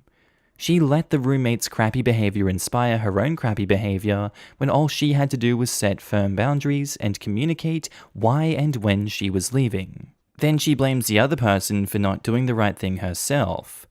The roommate was super crappy, and in this instance, so was OP. So this is a hard everyone sucks here. The lesson here for OP is to learn how to assert healthy boundaries. Avoiding the problem and then acting crappy about it is not a mature or healthy way to deal. It will impede her ability to form healthy, meaningful relationships. Everyone sucks here. Yes, she was taking advantage of you, and that makes her an a-hole. But you went low, and you could have gone high here and at least have given her a heads up about it. And you left her in a serious bind.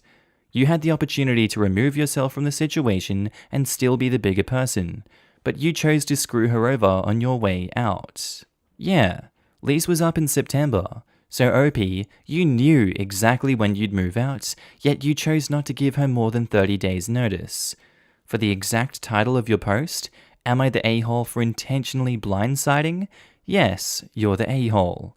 That said, the roommate is a major a-hole too, and a mooch. You shouldn't have put up with that for so long. That's crazy. So overall question's response to me is everyone sucks here. Posted by user volume consistent 5542. Titled, Am I the a-hole for not wanting to accept my husband's affair child? So my husband and I have been married for 7 years. Happily, I thought. We have 2 girls, 5 and 4, and 2 boys, 2 and unborn. He's due any day. I lost my job back in March due to the pandemic, and it's been so nice being a stay-at-home mum to the kids. Our 4th child is due any day now, and about 2 days ago, I received a bombshell. My husband had an affair. It broke me to the core. He's the love of my life, and then he hit me with the second part of the news, is that they had a baby about a month ago, and he's about 2 months early and is in intensive care, and his mother is an addict, and was arrested, and they want custody to go to the husband. He told me I let myself go all of these months, and that it was a moment of weakness. He's telling me that we could still be a happy family, and that this baby needs a father. Am I the a-hole for not wanting any of this? His side of the family is calling me a monster for turning away a child in need. I feel like I'm living a nightmare. How is the family even condoning this? I really don't understand. How is the family not turning on this man and saying, what the hell have you done? You deserve everything that's coming to you. Your wife is going to divorce you. You're going to be raising this baby by yourself. If I was OP, that would be the first thing I'd do. I'd be straight to divorce lawyers and be like, yo, divorce now, get this man out of my life. Give me custody of the kids, he can have his kid. He's shown where his priorities are at. Obviously that's not an easy thing to do, but that's what I would do in this situation, so OP, not the a-hole for not wanting any of this. I absolutely cannot blame you. Either seek marriage counseling or file for divorce. Your husband doesn't get to use his love child to guilt you into accepting his philandering. Not just this, but it's a huge red flag that he's essentially blaming her for letting herself go. She's pregnant, and if this baby is a couple months early, he knocked up the side piece just 2 months into his wife's pregnancy. I have an ex who always blamed me for his cheating. It took me 13 years and a whole lot of strength to leave that abusive relationship. That poor baby is also a victim in his mess, but that doesn't mean you have to accept taking responsibility for said child. Just please don't let your children grow up treating their half-sibling like crap because of their father's bad behavior. Another question to ask yourself, OP, is if she hadn't been arrested and custody pushed on him by the state, would you have ever known, or would he have kept a secret second life? Best of luck to you. And just remember that you're stronger than you think, and you can survive without him. Edit, not the a-hole. Edit 2, yeah, my math was a little off. It was late, and I was exhausted. Motherhood. Not the a-hole. Get yourself tested for an STD test ASAP. Addicts are not known for being careful with their sexual health, and obviously he was effing her with no condom. After that, call a divorce attorney to find out what your options are, and if possible, move in with family until after you give birth and recover somewhat. You don't have to make any legal decisions immediately. I think personally, divorce is the best thing for you and your kids. He cheated, blamed you for letting yourself go, and wants to stick you with raising his cheat baby. He has no remorse for what he did or what it will do to your family, but you do have time to think. Get some counseling for yourself too. OP also says, I've never wanted to run away, but oh how I do now. I wish I could just dig a deep dark hole and lay in it in the fetal position and pray this isn't happening. My best friend, the love of my life, has lied to my face so many times. So many nights of working double shifts for us, so many side jobs for us, so many lies. I doubt he would have even told me had he not been having this custody situation. Here we are, days away from having a new child, and it feels so tainted. All this stress, and he may come tonight. This is so terrible. Posted by user MyChickenMyRules543. Titled, Am I the a-hole for getting my neighbor's partner arrested? So about a week ago, my cat got out and went missing for a few days. I was heartbroken. I put his litter box outside, hung flyers everywhere, and literally cried non-stop. It was bad. Then I noticed someone was taking down my flyers. This made me really upset, so I started knocking on people's doors. One neighbor told me that she overheard her neighbor's kid excitedly thanking his mum for a new cat, and when I was walking up their driveway, what do you know? My cat was sitting in their windowsill. He immediately started pawing at the glass when he saw me, and it broke my heart. I knocked on the door and explained to the lady that answered that this was my cat. He's chipped and everything, so I have proof he's mine. She literally laughed in my face and slammed the door. I knocked again, and this time a huge dude answered and told me, "This is my son's cat, now go away," and slammed the door in my face. I went home and bawled like a baby.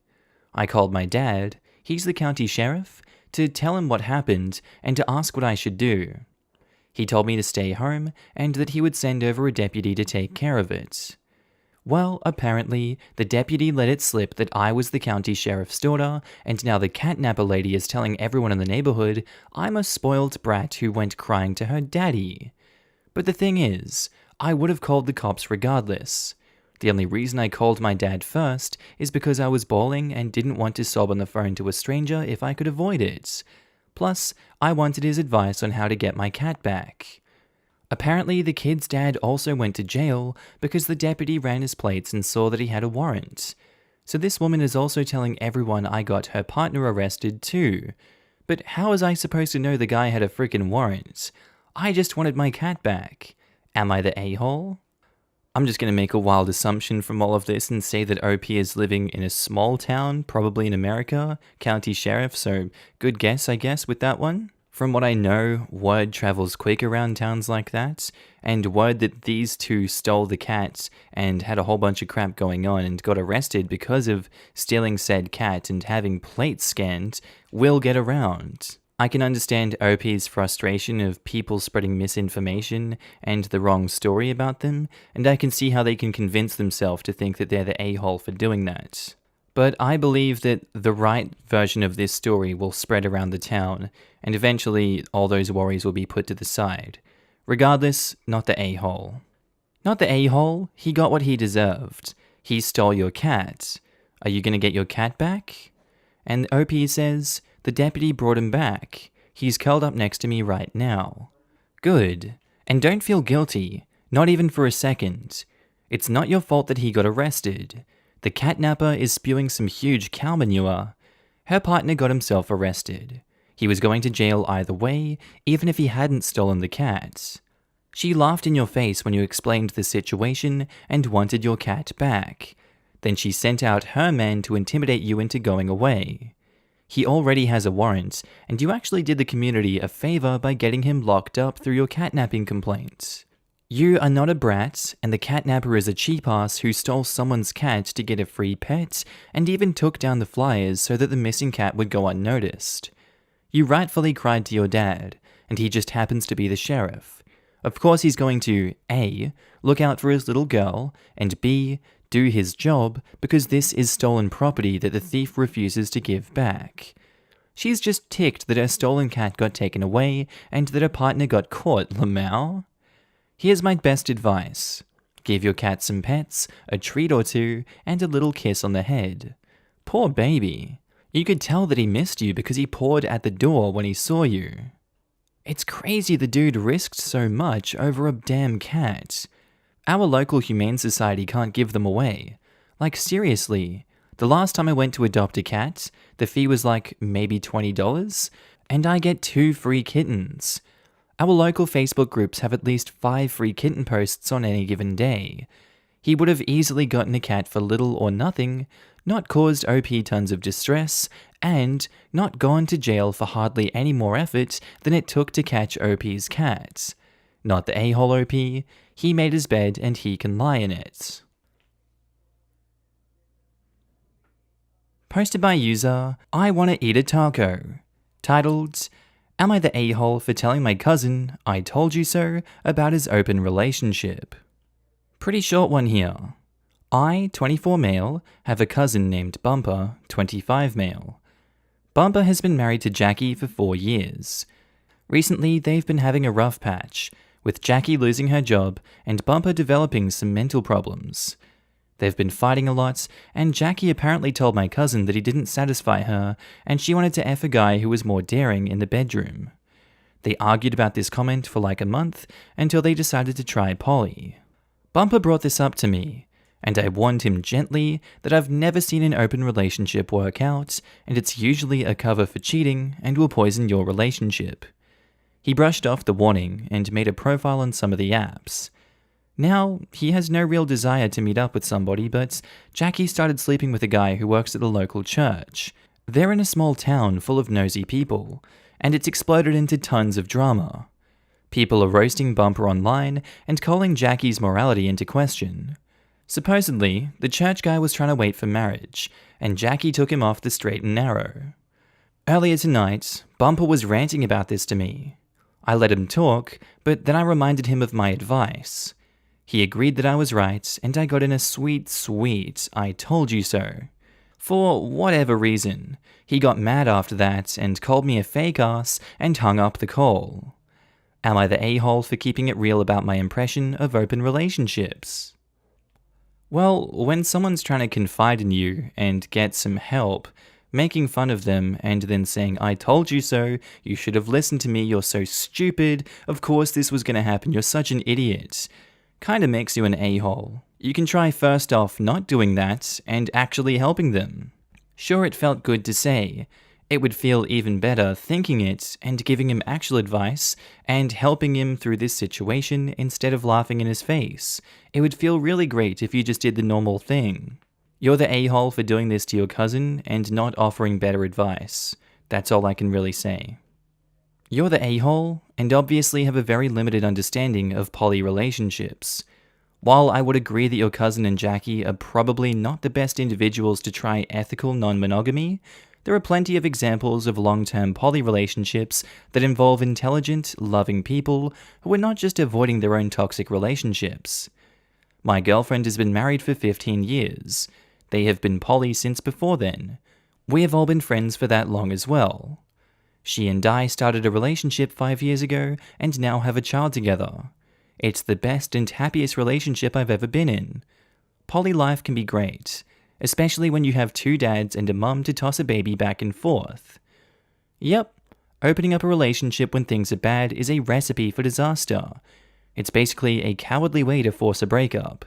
But people do this way too often, unfortunately, and it gives open and poly relationships a bad name.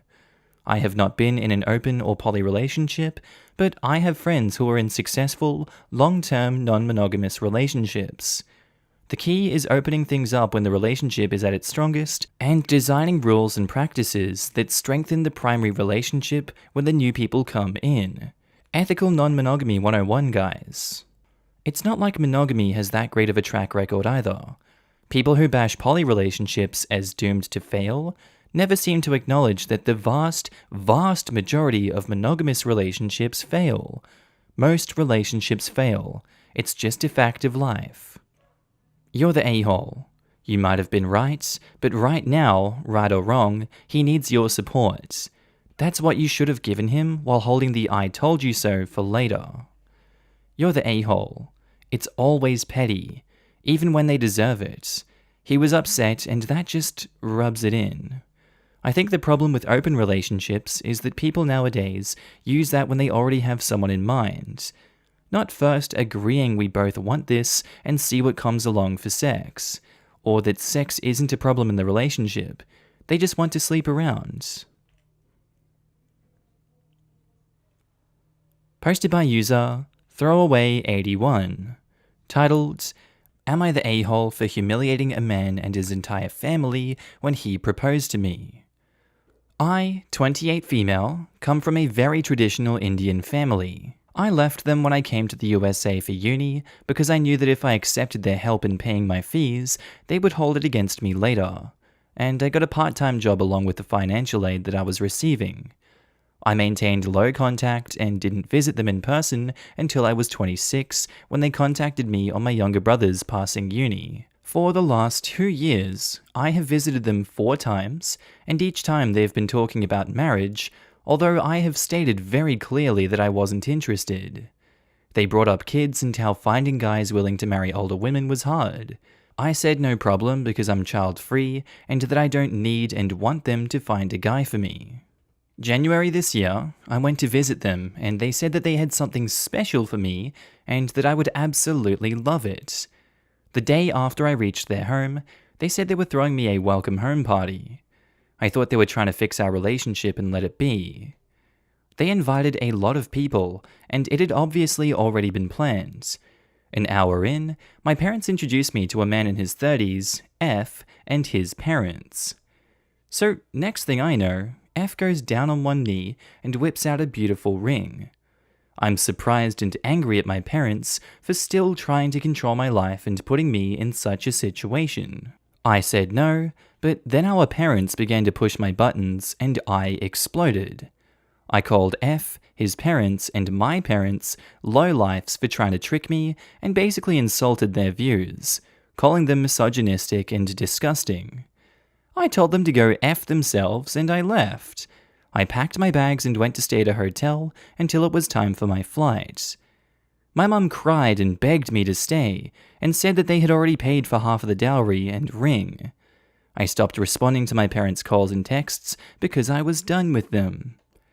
My cousins and some old friends have been telling me that I was being unfair by being so rude to F and his parents. Thing is, they were in on it. They expected me to say yes and sent me a lot of insults when I refused to reconsider. They were humiliated, and in their tiny group of small-minded people, my parents were being ostracized for raising a tramp of a daughter. F and his parents were also humiliated because they were rejected by a tramp. I think you can put in place what tramp is supposed to be. Obviously, with YouTube's rules, I do have to censor some colorful language. Am I the a-hole for being so rude? I feel like I should have handled the situation more delicately rather than blowing up at all of them. Put a majority of people into this situation and there will be a spectrum of different reactions that you will see these people do. I think that blowing up and being angry and storming out of the place would be a vast majority of people's actions. I know I would be so incredibly pissed off at my parents if they were to spring that on me personally.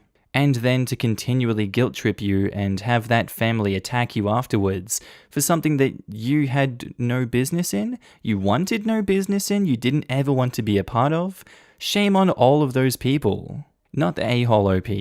You are surrounded by a-holes. Edit. Wow, I did not expect so many not the a-holes or responses. When I said that they were in on it, I meant that my parents had told them that I hadn't met the right guy and that I would come around, which is why they kept trying. My parents expected me to surrender all my savings and my money to F, live with F and his family in India, procreate with F 3 times, and do all the housework when I can't even make a poached egg. About letting me go to college. I told them about 2 weeks before leaving for it, and lived at my friend's house with all my important documents because I knew that they would do pretty much anything to keep me from going. They called my uni and said that I wouldn't be joining. Uni contacted me and I cleared it up. That's why I didn't talk to them and declined to let them pay. For those of you who told me to wear a faux ring, I'm engaged to my girlfriend of 5 years, and my parents are not getting an invite to the wedding. I knew that they would ask me about it if they saw it and disapprove of anyone that wasn't Indian, let alone a female. Thank you for your responses, and I am never talking to my parents again. Get on that plane and don't go back. You have seen what they will do if you do. If, and I mean if, you keep contact, get a wedding ring to wear. That they will see. It doesn't have to be real or have a man attached to it, but if they see you are taken, they may not try another stunt like this. You are not the a-hole. They embarrassed themselves by underestimating your independence, strength, and stubbornness. Good for you. I doubt a ring without a man, and probably a wealthy man attached, would stop these crazies. Not the a-hole. This was a trap that they knew they were setting, and you didn't fall for it. It doesn't sound like you owe these people anything, and if they think they can use money to goat you into marriage, the least they can do is write a check so you can burn it. Yes. However, maybe it's a typo, but if not, the word that you want there is goad, not goat. A goad is literally a stick with a jabby point on it, used by handlers to tell a draft ox or an elephant to move. So, metaphorically, something used to push to go in a direction you don't particularly want to go. A goat, on the other hand, is a goat. How dare you? Not the a-hole. You're kidding, right? You know there's no way you're the a-hole here. You probably also know you really couldn't have done anything any better than you did. Here's what you don't know. Your story needs to be told. You made a whole bunch of really good decisions that a lot of girls in India and other countries don't think they can make. They fall for all the traps that are set by the family pressure and the forced dependence. I don't know, a YouTube video or something? Your story needs to get out there. It's the 21st century. People are entitled to live their own lives. Abuse from family can be quite the mind-F. Especially if you are immersed in the crazy and you end up feeling like you're the crazy one when it's not true. Posted by user AITA-CV66, titled, "Am I the a-hole for suggesting a co-worker should wear a diaper after she crapped herself multiple times?" We have a co-worker, Jessica, who's kind of a jerk for many reasons, like constantly spilling coffee over important papers, trying to put a broken coffee mug in the shredder, and breaking office supplies constantly. She also starts drama. Unfortunately, this idiot is employed because her father is high up. Jessica recently crapped herself after she ate some bad burritos, and the stalls were occupied, so she crapped herself. Or, so that's the story that she tells, but I think it's bullcrap, because there's 6 stalls in the girls' bathroom, and we only have 18 women in our area, so I don't believe it. She shat herself in the middle of the office, and public safety protocol calls for us to evacuate the office and have that area chemically cleaned. That wasted most of the day. She did the same thing 2 days later. I was effing ticked I had to pull all-nighters to catch up on the work I missed because of her bullcrap, and so did many others. A few days later, apparently she shat herself on the toilet seat and walls. I didn't see it, thank God. I was with friends, and I said that Jessica should be wearing diapers because I'm sick of this crap. Someone overheard me and told Jessica, and Jessica approached me about it and said that I should apologize. I said no, F you, Jessica. What grown-ass woman craps herself, and you act like a baby, so dress like one too. Wear an effing diaper so others don't have to clean up your crap. I do enough of your work that you don't finish. She reported me to HR, and now I'm in possible trouble. Fudging hell. This is just hilarious all round. What's wrong with these people? How did she manage to do it on the toilet seat and the walls? Is it not malicious at that point? I'm gonna go with everyone sucks here for this one. Why is she crapping herself all over the office non-stop? I feel like she should have some more self-control than that, and it should be a one-time thing if it does happen. There's no excuse for it getting on the toilet seat and the walls. And he's a bit of a dick for telling her that she needs to wear diapers and dress like a baby because she's acting like one. It's an everyone sucks here. OP, just stop being so mean. It's not funny. It's not funny, OP. Don't be so mean. You're the a-hole. I mean, think what you want, but you're an adult. You should know better than to say crap like that at work. Agreed. You're the a-hole. There is countless other ways to handle that situation. Lowering yourself to such a degree pinpoints you as a major a-hole. Such unprofessionalism. Other ways such as... Come on, tell us your secrets. Filing a complaint about the all-nighters with HR, for example. Suggesting that they handle the situation, that's what HR is for, and that you won't pull much more over hours because of accidents you don't have any control over. Most likely they've already been on the case because what OP describes costs the company a lot of money. Not the a-hole, but possibly career suicide, especially if her dad is high up. We have a guy like your Jessica in my office. We had HR deal with it. You also got someone crapping themselves? Problem is, we're in Macedonia and working for a multi-billion foreign company. Jessica is the daughter of the top foreign leadership. She can't be removed. Yes, but a guy. In his case, he wears diapers now, but still has leak issues sometimes. I'm sorry for everyone eating right now, I'm really sorry. Cleaning crew refused to clean his office chair, so now he has a plastic one. In our ladies' room, we had someone crapping on the seat and wall already, and we never figured out who it was. What's wrong with people? Why do you do this? I mean, technically you're the a-hole for not calmly telling her yourself in the context of it being a biohazard. But I'd be your friend and would probably feel the same way. What adult calmly needs to be told not to crap themselves? One with disabilities, and from her behavior, it sounds like she may have disabilities and possible medical issues.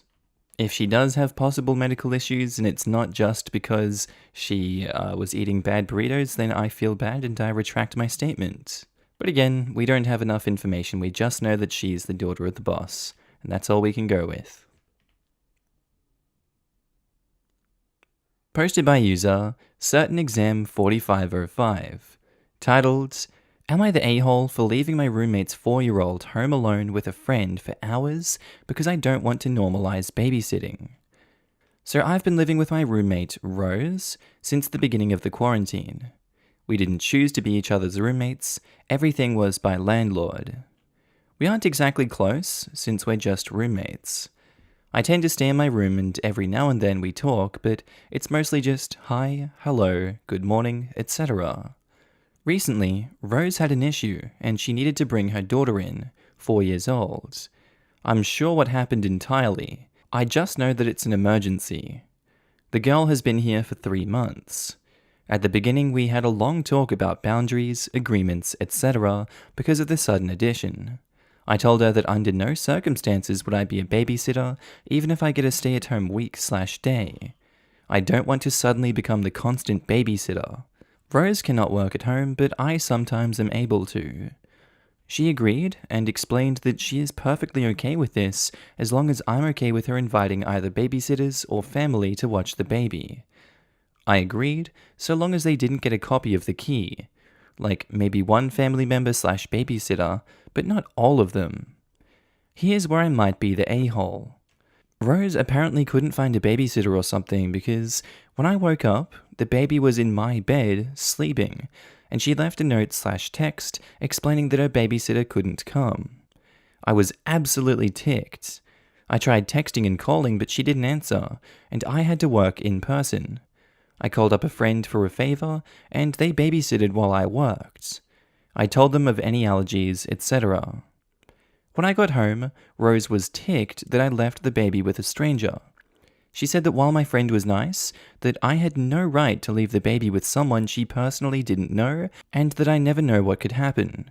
She says that she understands I had work, but that I'm being ridiculous to not even offer babysitting at all, especially if I'm home for a week on, a week off. Here's where I think I'm not the a-hole.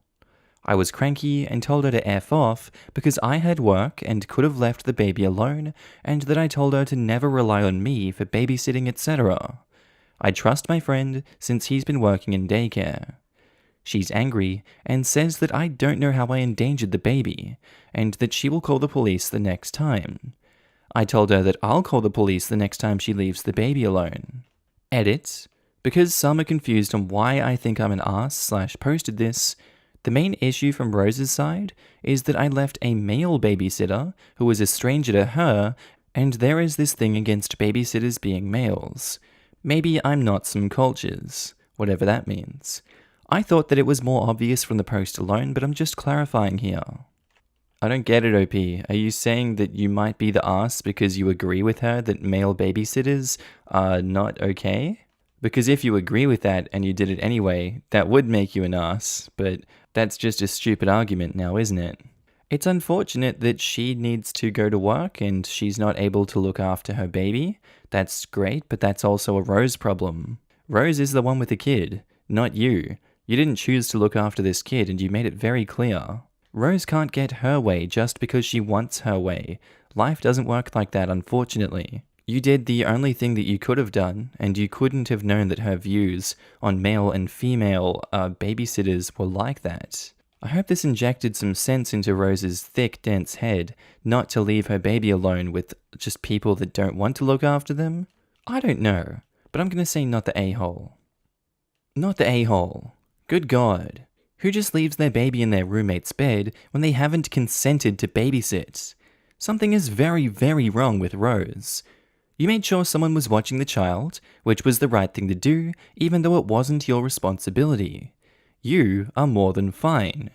I don't think anything is wrong with her. I just think she screwed up trying to depend on me. No, I can tell you as a parent that what she did is not normal. Like, I am worried for this child's well-being in her care. This right here, I would never dump my kid in a sleeping adult's bed when that person has made it clear they don't want to look after them. It's a child, not a houseplant. Just to add a little more horror to the situation, she dumped her kid on OP's bed. What if OP is a super heavy sleeper and tosses and turns? Not the a-hole, Rose was super stupid. So that I understand this, she couldn't find a babysitter, so she left the kid with you while you were asleep and didn't even bother waking you to ask you, and got mad that you got a babysitter so you could go to work? What did she expect? You to call out of works to babysit her kid for free? Not the a-hole. She knew that if she woke OP, that OP would say no, so she didn't bother, which means she knows she's wrong. Not the a-hole. Posted by user Waroska, titled, "Am I the a-hole for refusing to loan my daughter money to rebuild her life? Because she's the one who ruined it." My daughter is 29. When she was 21, she got a DUI. As a result of that, her job offer at the time, from a bank, was rescinded, and she ended up marrying her college boyfriend and becoming a stay-at-home mum of 2 kids, 4 female, 3 male. In April, she was widowed, and after rebuffing any serious interaction with me for the last 5 years, she reached out to me. She asked to borrow $2,000 for legal fees to get her DUI expunged because she claims that it's preventing her from doing delivery or nannying gigs, and that it'll also prevent her from getting higher paying jobs that she could otherwise get with her degree. When I hesitated, she got mad and said that she's still ticked that the whole reason why she was out driving that night was because my ex-wife and I had a fight about me not signing a permission slip for her younger sister, and she went out to find me because my ex-wife had a mental breakdown. I was furious she brought that up because 1, my ex-wife overreacted and expected me to sign the slip when I was doing a major business meetings all week, and 2, she only called me because she needed my help, and because her mother blows through all of her money every month, yet can't even be civil towards me. So I told her that I wasn't going to give her the money because the bottom line was that she shouldn't have broken the law and that she obviously still hadn't taken responsibility for what happened if she's still blaming me. Am I the a-hole? I just recorded an entire thing saying how insane OP is, and that I defend the daughter here because she was just trying to help. Just by how much of an a-hole that OP is coming across, it makes it clear to me that he's the a-hole here. And I love that OP was trying to help back then, but did she have to get in the car while under the influence? That's a big question. I don't think she should have. That was a really unwise move. We don't know how much she had to drink. It could have been a little. It could have been a lot. She could have killed a family that night with her stupid decision making. And now she's putting the blame on the father, saying that he's the reason that she had to drink drive. But she doesn't give us a reason for why she was out there, just that she had to go find him. I don't understand. I'm just going to go with everyone sucks here in this situation. The daughter doesn't want to take responsibility. The dad doesn't want to take a responsibility, and he's being really angry and vindictive and yada yada yada. This is a mess. Kinda want to say you're the a-hole. Your daughter is recently widowed with 2 kids and wants to try to rebuild her life and needs help, and you say no? I understand she's made mistakes in the past, but you sound vindictive. Maybe there's not enough info, but it seems like it to me that you are. The problem is that if OP is a reliable narrator, the daughter is not presently accepting responsibility for her actions as an adult. Daughter decided to drive drunk, but is claiming OP's actions over some permission slip made her do it, and the DUI is really his fault. But OP is also putting part of the blame on his ex's poor money management on daughter. There's obviously a lot of layers here, but widowed daughter maybe gets a pass. The stress of suddenly being a single parent during a pandemic and not having resources to support daughters. Perhaps this could help ease old family hurts, and yes, it sounds like there's been a lot of bad feelings all around. If there is any hope to have a relationship with daughter and grands, this is it. It's not fair, but a lot of being an adult isn't fair. I'm not claiming OP looks good here. He doesn't, but daughter's avoidance of responsibility is directly relevant to whether she should be able to get an expungement and be able to obtain jobs involving professional driving. Also, although it's hard to say because of limited contact with OP over the past 5 years, I think she likely developed her belief that her DUI was OP's fault prior to being widowed. That sounds like a belief unlikely to spontaneously develop 8 years after the incident. Thus, I do not think there is a clear connection between her losing her husband and the lack of acceptance of responsibility. I don't think she has likely ever really accepted her fault for what she did. I agree that the daughter doesn't seem to be taking responsibility, and she should, but it also sounds like she reluctantly went out because her mother was having a mental breakdown. Dad doesn't actually dispute that, and glosses it over with saying that Mum overreacted. He doesn't seem like this was unusual, and he doesn't seem to acknowledge that his daughter was left to deal with it. I would have to say everyone sucks here. This is going to be unpopular, but I'm going to say it. You do not owe her a goddamn thing, of course. The money is yours. You were bitter about her mum clearly, which is maybe unnecessary for this story, but whatever. Her excuse for driving drunk over a permission slip is super lame. But you're mad that your wife didn't sign a permission slip when you had meetings? How many 24-hour meetings did you have that kept you from being able to sign a piece of paper? That doesn't excuse her driving, but it doesn't explain why you're still mad at your wife about a signature. And she got in touch with you over a desperation about money, not to kiss your ass or make your relationship better. But having given up on a relationship with my own mother, I know that people do not give up relationships with their parents that easily. It takes a lot of pain to realize that a parent is not worth the effort. You don't talk about that at all. Years ago, she did wrong. She did. She's rude. She is. But you're turning your back on your newly widowed daughter and her kids. She's just trying to get a job to support them. I have raised kids and I can't imagine being as heartless as you. I'm going with you're the a-hole down there, not just because of the money, but because there's more to the story and she's a widow with 2 kids. She isn't even asking for a gift, just a loan. Maybe charge her interest if it makes you feel better. It is just so heartless. Edit, you are an a-hole. She might be too, but she comes by it honestly. You are the bigger a-hole. You're the a-hole. Posted by user, daughter and husband. Titled, Am I the a-hole for refusing to allow my husband to apologize to our daughter for ruining her life? My daughter, 19, is going through a tough time. On top of the obvious difficulties of the pandemic, she's been struggling with depression. Her classes are all online, so she lives with us. My husband and I are both working from home, so we are very involved with her day to day. We do our best to engage her. Family walks, game nights, cooking together, but she's still feeling pretty down. She sees a therapist online, but I'm not privy to how that is going. In the last couple days, she's been displaying a lot of resentment over her childhood. I'm specifically talking about ages 12 to 14. During those years, her father, my husband, was diagnosed with prostate cancer and was going through aggressive chemo. He has recovered enough to live a normal life. I won't lie, those were very tough years for our family. My daughter is an only child and was used to our full attention and engagement. It was a hard transition for her to have her father not be able to care for her like he used to, and myself having to split my time between her and my husband. We had a lot of support from our family, and we were able to maintain her lifestyle with their help.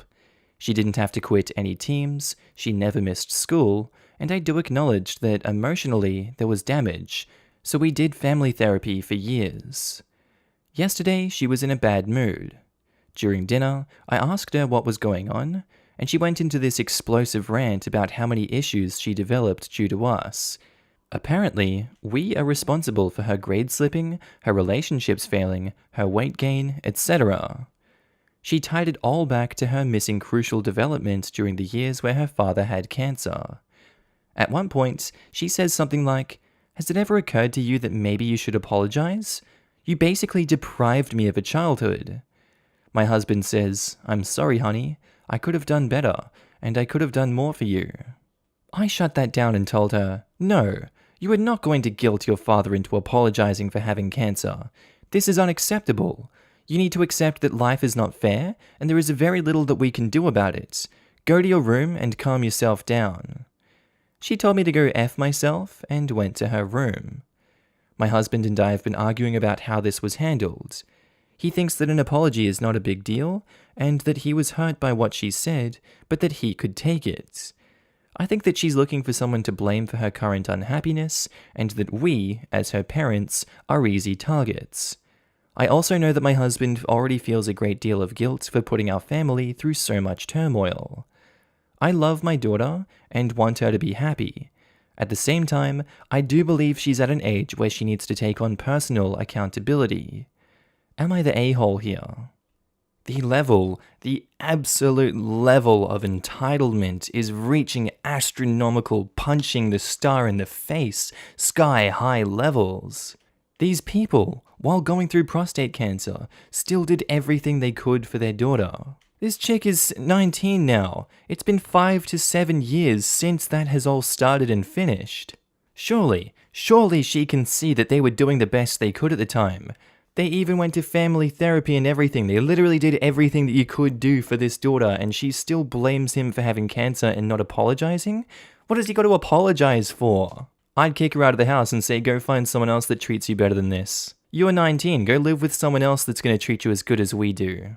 And that would be until she sees the error of her ways, sincerely apologizes and means it. You cannot convince me the parents were the a-hole here. They sound like absolute angels. They sound like what I want to aspire to be as parents. Edit. I am shocked by the amount of comments and cannot read them all. Thanks to everyone who commented, and double thanks to those that awarded the post. I do want to say that, while the concern for my daughter's mental health is encouraging, there is a rather harsh dismissal of my husband's mental health here. As a society, I think men are expected to do too much, to just suck it up and take it on the chin. That's what he said. My husband struggles still with his health, the possibility of cancer returning, and his own depression. I value my daughter's mental health, don't get me wrong, but I don't value it above my husband's. I thought that what she said was extremely damaging to him, and I reacted to that. I do regret the harshness, but not the message. Not the a-hole. Your daughter is an adult, and as you said, needs to learn that life is not fair. Your husband did not choose to get cancer or the timing of it. Depression is awful, and I'm glad your daughter is seeing a counselor, but it may be worth her visiting a doctor and seeing if there is more that can be done. Hang in there, mama, but do not feel guilt or let your husband feel guilty either. I totally agree with your great comments. It's time for the daughter to grow up. She's 19 and acting like a 14-year-old. She sounds very entitled to the point of satire. I mean, expecting an apology for not being the center of attention while her father has cancer? That's like an example from a textbook about narcissism and entitlement. That's what I was thinking. Selfish and possibly very spoiled previously? I would have an extremely difficult time letting a 19-year-old tell me to F myself, then proceed to stay in my house. She can F herself right over to a friend's couch for a week. That is insanely disrespectful behavior. She definitely seems entitled, especially if she feels her dad needs to apologize for having cancer. Half glass empty much? At least she didn't lose her dad. If someone wanted me to apologize for my cancer inconveniencing them, I'd be mad as hell. Ooh, honey, if I said that to my mama, I would have to forget about my depressed self for an hour as I searched the floor for my teeth and tried to remember what week it was, and year. Of course, I'm 50 and was raised in the South. Lord, go get me a Switch was part of my life. As someone who did lose her dad to cancer when I was her age, she can absolutely go F herself. Opie, not the a-hole, doesn't even cut it. You can ask her how she'd felt if she did lose her dad, or try and make her see how horrible it is to go through chemo, since apparently she was very lucky to be protected from that, and see if that changes her opinion of what happened. I'm so mad at this entitled little brat right now, I would never even think of having my dad apologize to me, and he absolutely had other things to apologize for. I would just be so grateful to have my dad at all. Nothing good has ever come from parents kicking their kids out of a house before they have a relatively good grip on adult life. There are a lot of other ways to deal with the daughter's disrespect. The daughter is way out of line, I agree, and is being the a-hole in this situation. Maybe family therapy might help in this situation, as she clearly has unresolved feelings about her father's illness. People don't always know how to communicate what they're feeling, and it can come out all wrong when their issue is actually different to what they're expressing. Opie's daughter might, for instance, have been terrified back then that her father could die, and is now terrified again with everything happening in the world. Maybe that's why she's acting up. It doesn't make her vicious, just immature, which is hardly shocking at 19. Okay, and I think that's where we're going to end today's episode, guys. As always, I do hope you enjoyed it, and maybe even learned something from these stories. Just want to say a quick shout out to my Patreon subscribers and my channel members. You guys should be on the screen right now. If you do see yourself, I want you to give yourself a little pat on the back for being amazing and supporting me on this channel, this little journey we're going on the YouTubes. I really appreciate it, and you guys enable me to do all this amazing work. So if you do see yourself, I love your face and I'm happy to see you. Also guys, if you want to pitch in your own support, you don't have to, but channel links are down in the description below to support the Patreon, the channel membership, whatever you want to do. It's kind of like tipping me if you feel like I'm doing a good job on this channel. I will be opening up avenues for content on those in the future. Just right now I'm kind of bogged down and stuck in Ireland, but you know, it is what it is. Anyway guys, with that said, I do hope you have a wonderful day today. Whatever you're up to, I'd love to know down in the comments below. I do hope you have a good day, night, sleep. Whatever you're up to today, tell me, and I'll see you in the next episode, guys. Bye.